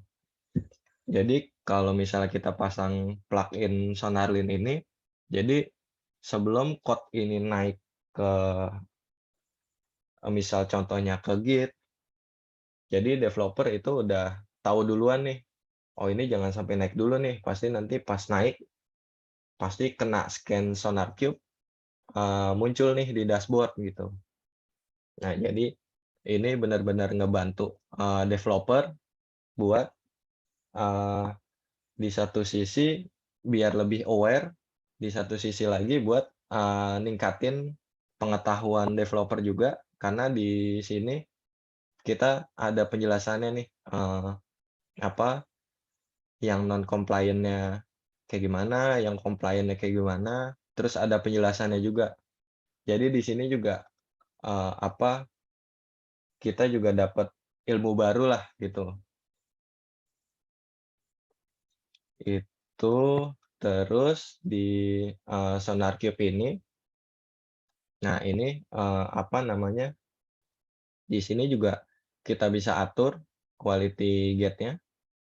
Misal quality gate-nya ini tadi kan ini sukses ya, pass. Nah, ini misal quality gate-nya ini pengen kita custom,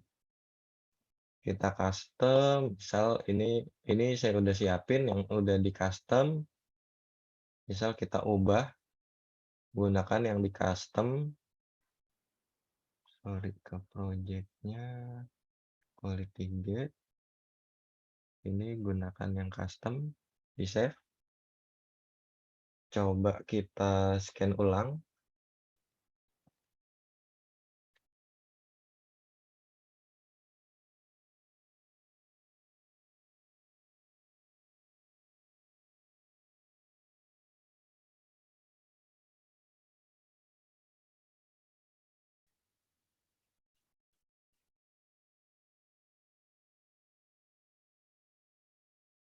Oke, sip, selesai.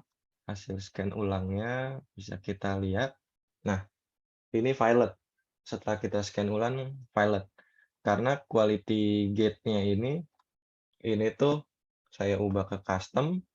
Nah, custom itu aturannya ini di overall code-nya itu code smell-nya is greater than 1. Terus new code-nya juga code smell-nya is greater than 1. Kenapa tadi yang awal scan itu pass atau lulus? Nah, karena yang sebelumnya itu default-nya si Sonar ini dia nggak ada apa namanya, nggak ada kondisi code smell. Makanya tadi dia pass. Nah, ini di custom saya tambahin code smell. Nah, karena di apa namanya, di source code-nya ini ada code smell-nya itu 8, makanya dia violet.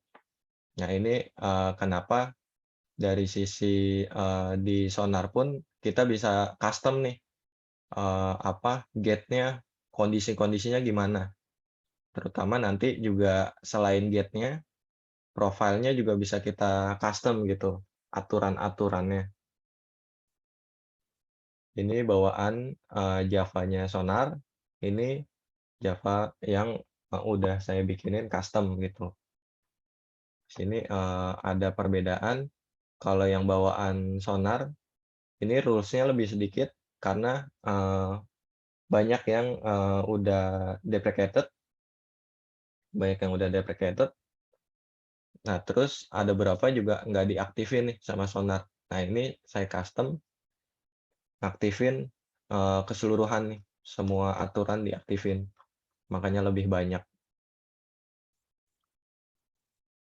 Mungkin itu ya sedikit gambaran terkait tools yang kemungkinan bisa ngebantu kita dalam melakukan code review.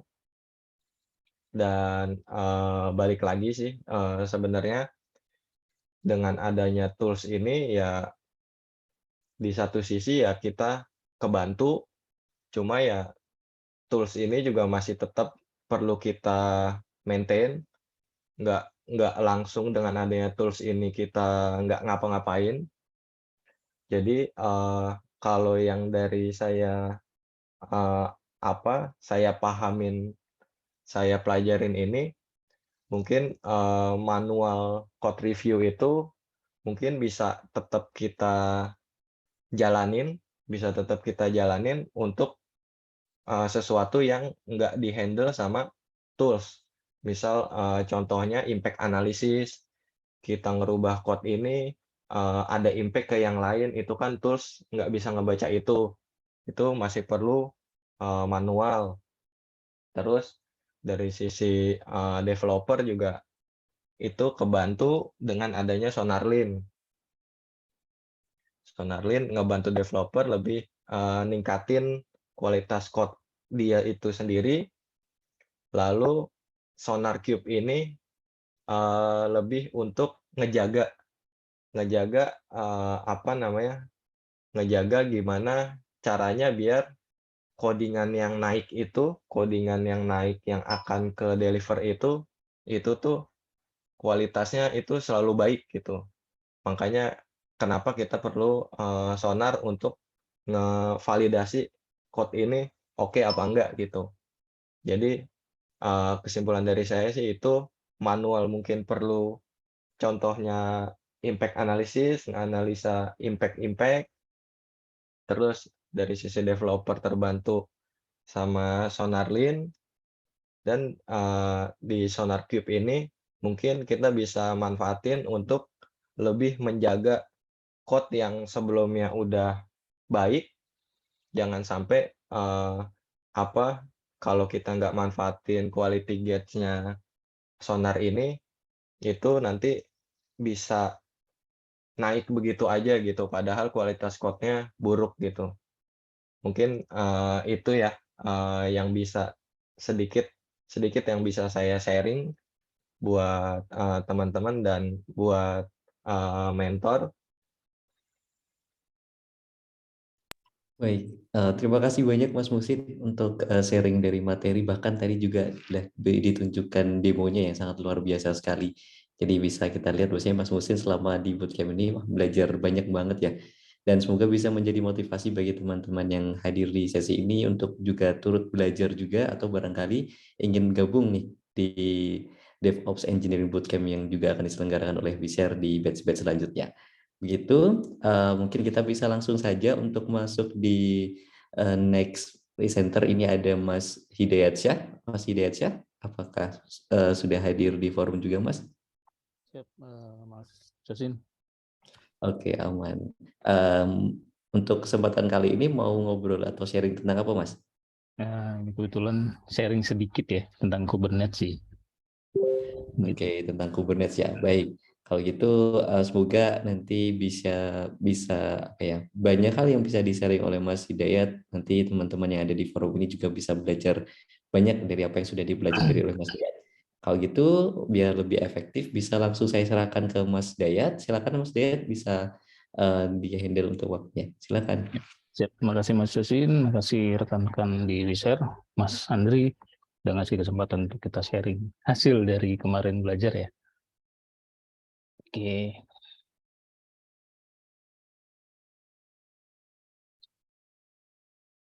Oke. Ya, Kubernetes ini sebenarnya salah satu dari tools dari CI/CD dari deployment, di mana Kubernetes ini dipakai sama site engineering atau dari sisi operasional. Developer pun pakai, cuman biasanya lebih ke apa namanya? Sebagian kecil dari Kubernetes-nya, automation-nya. Oke. Kubernetes sendiri biasanya sering disebut juga sebagai container orchestration platform, di mana mengotomasikan semua operasional yang tadinya manual dari masing-masing server menjadi full otomasi, sehingga kegiatan human error, kurang deployment, kurang package itu bisa lebih terhindari. Di mana Kubernetes ini mendesain otomatis life cycle dari content application dari biar lebih terpredictable, scalable, dan available. Ya, oke. Kenapa kita butuh Kubernetes?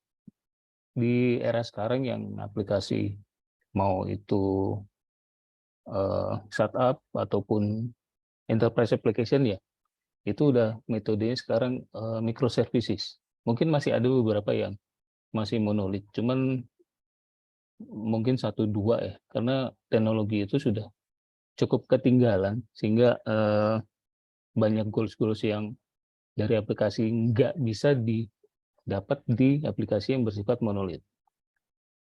Nah, aplikasi yang bersifat microservices itu biasanya membutuhkan tools bantuan agar aplikasi dapat berjalan lancar dan high capability-nya itu tercapai. Ya, salah satunya seperti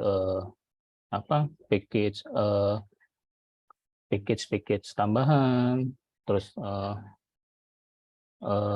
deployment-nya itu mungkin misalnya dari satu aplikasi utuh memiliki beberapa service, bisa jadi sampai 10 ataupun bahkan lebih ya, kayak enterprise startup besar itu mungkin bisa hampir 50 service di belakang, karena dari setiap modul itu mereka akan bikin satu service sendiri. Dengan Kubernetes kita nggak akan ada lagi namanya install satu-satu terus install update itu, misalnya dari server yang digunakan ada 5 untuk menjaga high capability-nya. Kita nggak ada lagi cerita untuk install dulu di server 1, terus nanti install lagi di server 2 jika ada update gitu kan. Dengan Kubernetes itu nggak akan terjadi, karena jika kita install secara manual, biasanya yang sudah terjadi itu seringnya akan ada yang ketinggalan. Oh, ini belum ke-update. Oh, ini ada yang ke-update tapi masih error. Oh, ini ada yang kelewat namanya by human ya, nggak by system. Meskipun kita udah bikin istilahnya pakai checkpoint, checklist, tetap biasanya masih sering terjadi. Apalagi di production itu kan sangat merugikan ya kalau di kita sebagai implementer ke user gitu kan, terus produksinya jadi acak-acakan setelah update, setelah rilis deployment, itu kan menjadi masalah besar gitu. Dimana itu akan diatasi oleh Kubernetes. Di mana Kubernetes ini akan menghandle update aplikasi tanpa ada downtime, sehingga baik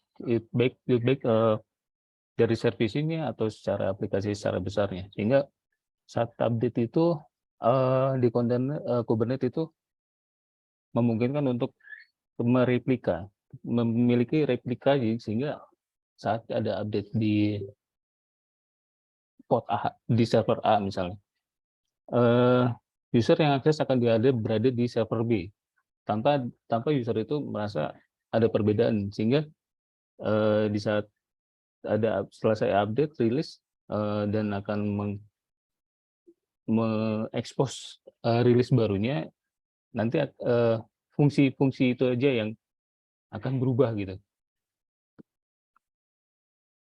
Nah, oke. Ini banyak yang sudah terjadi, teman-teman juga nanya, saya udah pakai Docker kok, Docker itu Kubernetes bukan sih gitu kan. Docker itu bukan Kubernetes. Docker sama Kubernetes itu nggak bisa, maksudnya bukan perbandingan apple to apple ya. Jadi Docker dan Kubernetes itu satu kesatuan sebenarnya. Jadi diibaratkan Docker itu pesawat, Kubernetes itu sebagai landasan bandaranya, gitu. Sehingga di mana bandar itu membutuhkan pesawat, sedang Kubernetes membutuhkan Docker sebagai servernya, sebagai pod. Kalau di dalam Kubernetes itu namanya pod. Oke, ini beberapa benefit dari kita menggunakan Kubernetes, baik high capability-nya seperti tadi saya sampaikan, di mana Kubernetes menjamin selama aplikasi itu nggak ada error di dalam aplikasi ya, akan menjamin capability dari si aplikasi, sehingga saat mau ada update, ada crash di salah satu pod yang setelah di deploy, itu aplikasi bisa tetap berjalan. Scalability di mana di sini kalau kita manual infrastruktur environment, ada perlu kita butuh upgrade memori nih,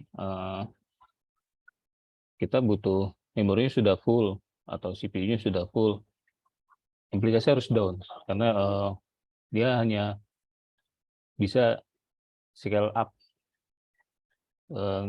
Jadi secara aplikasi dia harus di down untuk menambah kebutuhan yang dibutuhkan dari menutupi kekurangan yang dibutuhkan tadi.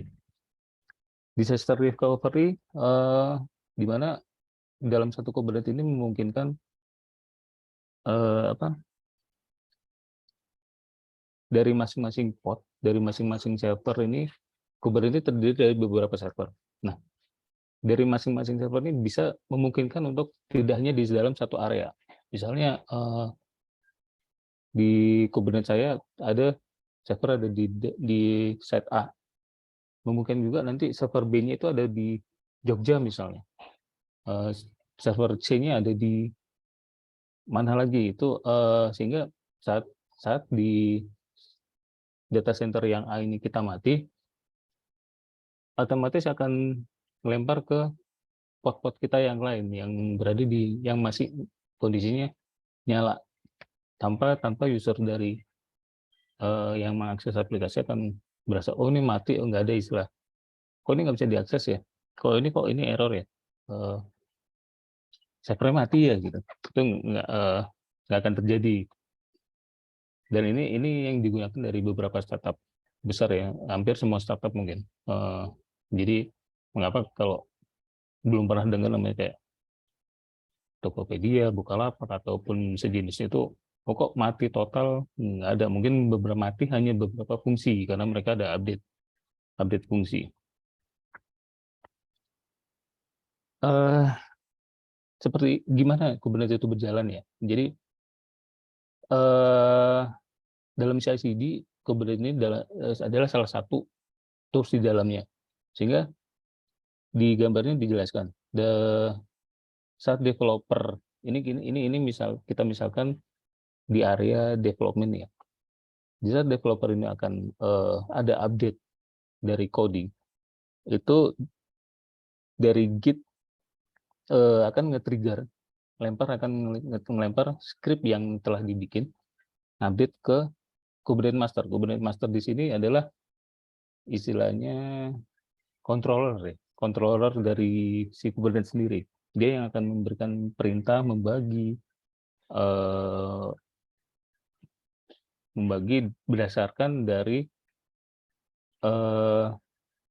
script yang kita bikin.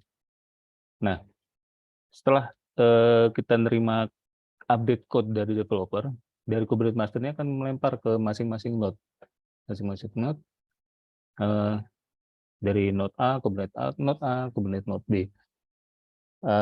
Setelah itu user akan terima aksesnya akan terupdate, di mana Kubernetes Master-nya akan menentukan, oh ini dia bersifat load balance ya, maksudnya oh dari node A ini sudah aksesnya udah banyak nih, user akan dilempar lagi ke node B dan node C, ataupun tergantung dari beberapa worker yang kita set ya. Oke, ini beberapa komponen di dalam Kubernetes. Di antaranya adalah pod. Pod itu kalau dibilang di infrastruktur manual ya, itu kayak apa istilahnya, virtual gas virtual mesinnya, gas virtual mesin. Sehingga di dalam pod ini terdapat beberapa aplikasi ya. Di dalamnya ada beberapa aplikasi. Ada juga service. Service ini dia akan memberikan mapping IP, network, dan tipe dari tipe dari jaringan si aplikasi. Untuk Inggris sendiri itu dia sebagai controller di mana klien itu akses melalui Inggris Manager. Dia akan menentukan ini sebagai load balance. Ini kita akses, kita kasih ke port A kah, ke port B kah, ke port C. Dia akan menjaga kestabilan, capability, dan scalable dari si aplikasi.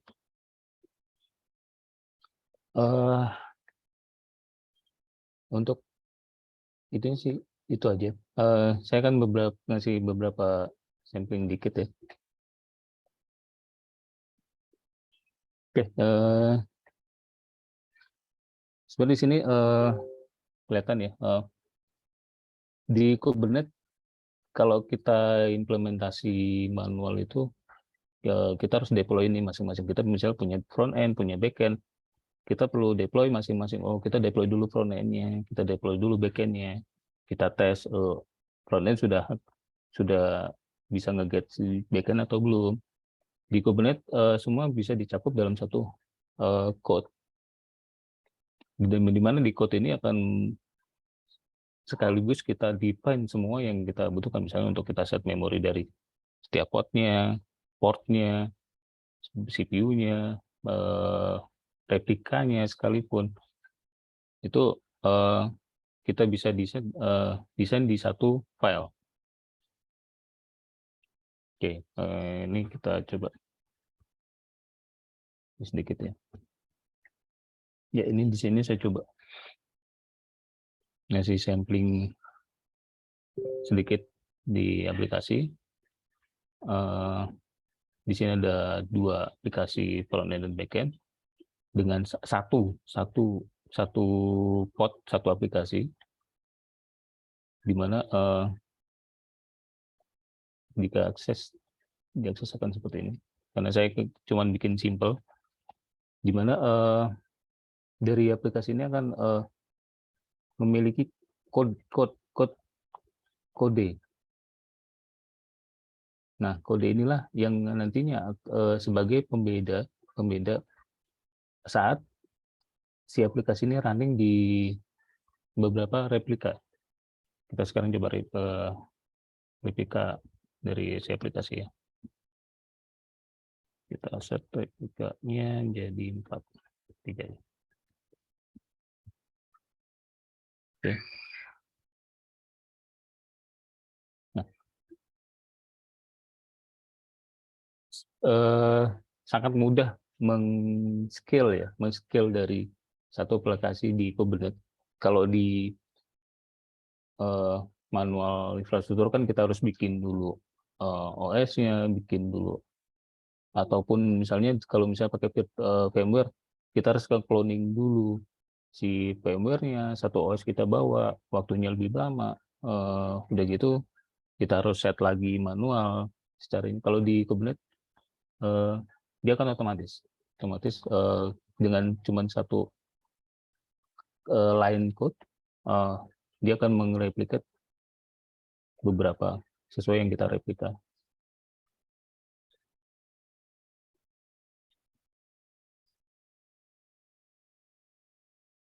Nah, di sini tadi yang saya bilang sempat sampaikan ya, services, di mana ini tipenya kita bisa set. Ini backend sebagai dia kan bersifat load balance. Di mana load balance ini jika di backend ini ada beberapa aplikasi, dia akan membagi rata load-nya berdasarkan tingkat dari pemakaian resource. Sehingga namanya aplikasi nggak akan ada down istilah down gitu.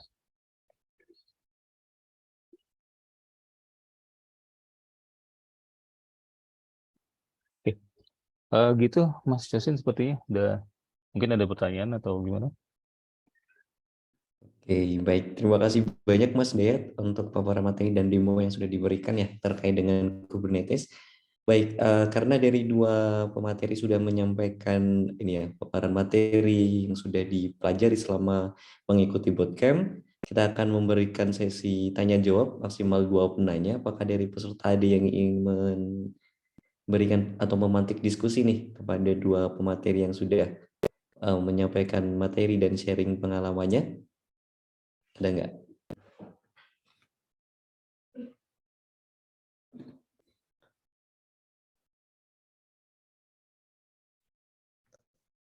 Oke, baik. Sepertinya tidak Belum ada. ya. Baik, kalau tidak ada yang bertanya, sekali lagi saya ucapkan terima kasih banyak nih kepada Mas Musin, kemudian juga Mas Dayat yang sudah sharing pengalaman dan ilmu yang diperoleh selama mengikuti bootcamp sangat luar biasa ya. Jadi bisa menjelaskan kembali berbagai pengalaman dan tentunya juga memberikan demo.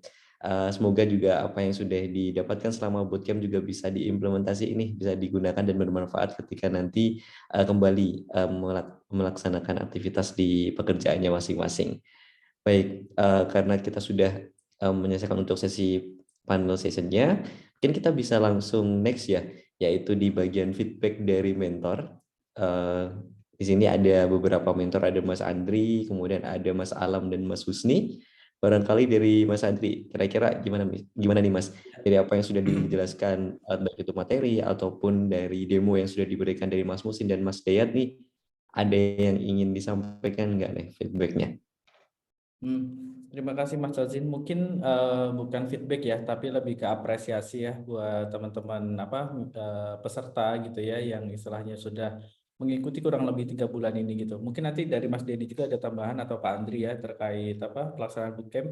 Yang jelas dari saya ini ya, mungkin dari teman-teman yang hadir juga Mas Hidayat sama Mas Musin, ini perwakilan aja dari keseluruhan peserta ya total bootcamp yang memang berpartisipasi gitu ya. Kebetulan yang bisa hadir untuk sebagai istilahnya pemateri beliau-beliau inilah kayak gitu ya. Nah, mungkin nanti next kita ada, kalau ada workshop atau sebagainya kita akan undang nih gitu ya peserta-peserta yang memang sudah jadi gitu.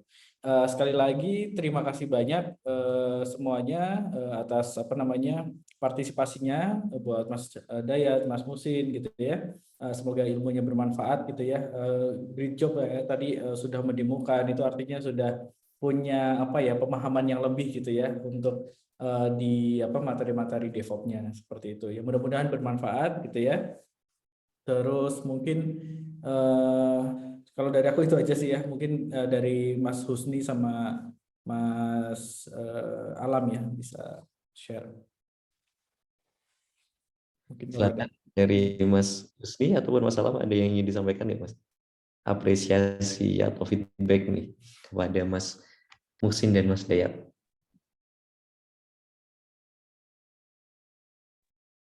Halo, terima kasih untuk Mas Musin dan Mas Dayat. Mungkin saya lebih memberi apresiasi ya. Tadi keren banget pemaparannya. Terus sama juga ingin menyampaikan terima kasih untuk partisipasinya selama di bootcamp ini. Mohon juga disampaikan kepada teman-teman yang lain ya Mas ya, yang tidak bisa hadir. Terus semoga sama kayak dari Mas Andri kali ya, ilmu dari kita tuh bisa bermanfaat buat teman-teman gitu ya. Semoga bisa meningkatkan kapabilitas dari teman-teman gitu. Dari kami mungkin itu ya. Dari saya silakan Mas Alam. Oke, selamat sore semuanya. Dan mungkin untuk tanggapan dari saya sama Mas Uni sama Mas Andri. Saya pengen mengapresiasi banget kepada teman-teman yang sudah mengikuti program DevOps Bootcamp ini selama 3 bulan kayak gitu. Nah, sebenarnya yang paling saya tekankan adalah mungkin saya di sini nambah teman, nambah kenalan, nambah temen diskusi juga ya kan, karena kita sama-sama engineer juga. Jadi sebenarnya belajarnya sebenarnya 2 arah juga gitu. Kita juga dapat pengalaman juga dari teman-teman kayak gitu. Kita juga bisa nge-share pengalaman kita juga kepada teman-teman MMI kayak gitu kan. Nah, jadi mungkin saya sih berharapnya next-nya kita tidak cuma berhenti di DevOps Bootcamp ini kayak gitu. Tapi saya berharap nanti kita bisa jadi teman diskusi di kesempatan selanjutnya kayak gitu. Entah nanti mungkin teman-teman ada pertanyaan tentang DevOps nih, mungkin kita bisa ngasih saran ataupun insight, ataupun mungkin nanti dari kita butuh sesuatu kita juga bisa minta bantuan dari teman-teman yang sudah mengikuti program bootcamp ini. Jadi memang saya berharapnya ada keberlanjutan dari hubungan kita kayak gitu. Itu aja. Thank you. Baik, terima kasih banyak. Ada Mas Husni dan Mas Alam nih, 2 mentor yang tidak kalah hebatnya dengan Mas Andri ya. Baik, tadi juga disebutnya ada perwakilan dari MMI ataupun dari divisi yang lain. Ada Pak Denny. Pak Denny, apakah ada yang ingin disampaikan? Atau Mbak Reni ya juga ada di sini. Baik, sepertinya sudah aman. Kalau dari Pak Andri Firtian? Kalau dari saya mungkin ini aja, ini kan kita baru pertama ya uji coba untuk mengenai akademi ya, atau lebih spesifik ke DevOps Engineering. Kalau melihat mengingat kebutuhan di luar gitu ya, itu sangat banyak gitu ya. Sampai mungkin kalau istilahnya dari tim MMI itu tidak demand-nya itu mungkin lebih lebih banyak dari supply gitu ya. Maka kita mencoba menciptakan satu supply dari akademi ini. Jadi mungkin diharapkan ini sudah nunggu satu nih. Kayaknya ada satu peserta yang nunggu nih, Mas Raka nanya kapan kira-kira batch berikutnya gitu ya. Jadi mungkin diharapkan di batch berikutnya kita bisa juga open ke publik gitu ya. Jadi nanti dari publik bisa dapat satu manfaat juga, dan juga nanti bisa membantu kita gitu ya untuk masuk ke dalam beberapa proses enterprise ya yang kemarin kita sempat diskusi juga. Itu aja dari saya, mungkin dari Mas Denny atau dari tempat yang lain. Baik, terima kasih banyak Pak Andri. Dari MMI ada Pak Denny dan Mbak Reni. Apakah ada yang disampaikan? Baik, sepertinya sudah cukup ya.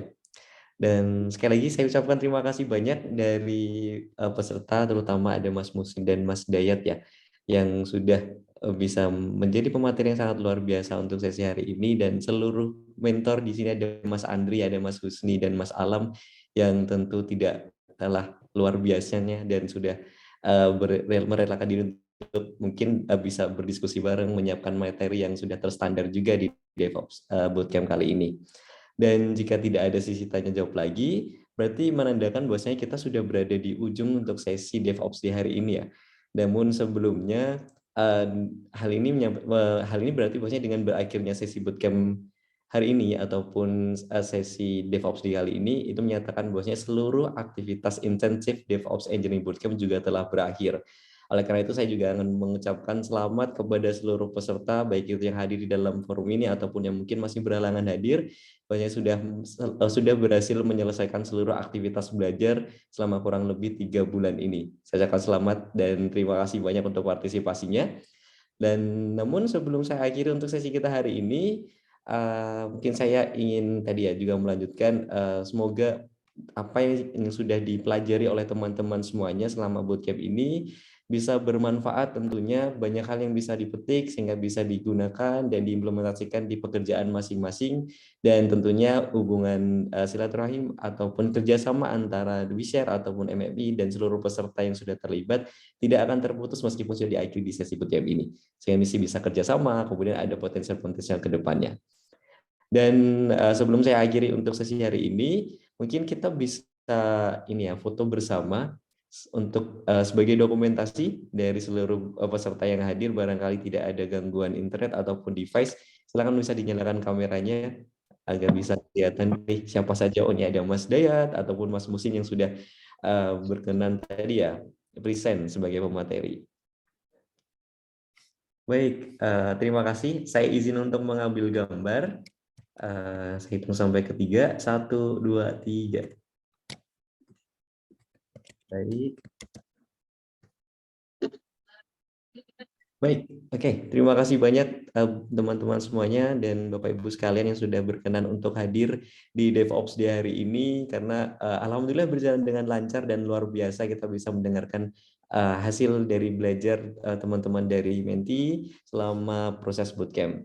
Dan sebelum saya tutup, mungkin tidak akan bijak jika saya tidak meminta maaf ya, barangkali saya banyak kesalahan dalam proses membimbing ataupun membersamai selama proses DevOps Day ini. Saya mohon maaf dan saya berharap kita bisa akan senantiasa bertemu di sesi-sesi bootcamp ataupun di agenda lain yang akan diselenggarakan oleh WeShare ataupun di Visten ke depannya. Saya ucapkan terima kasih banyak untuk partisipasi dan kehadirannya hari ini. Dan saya ucapkan selamat sore, selamat beraktivitas kembali. Waalaikumsalam warahmatullahi wabarakatuh. Wassalamualaikum warahmatullahi wabarakatuh. Terima kasih teman-teman semuanya. Waalaikumsalam. Waalaikumsalam warahmatullahi Terima kasih. wabarakatuh. Terima kasih semuanya. Thank you.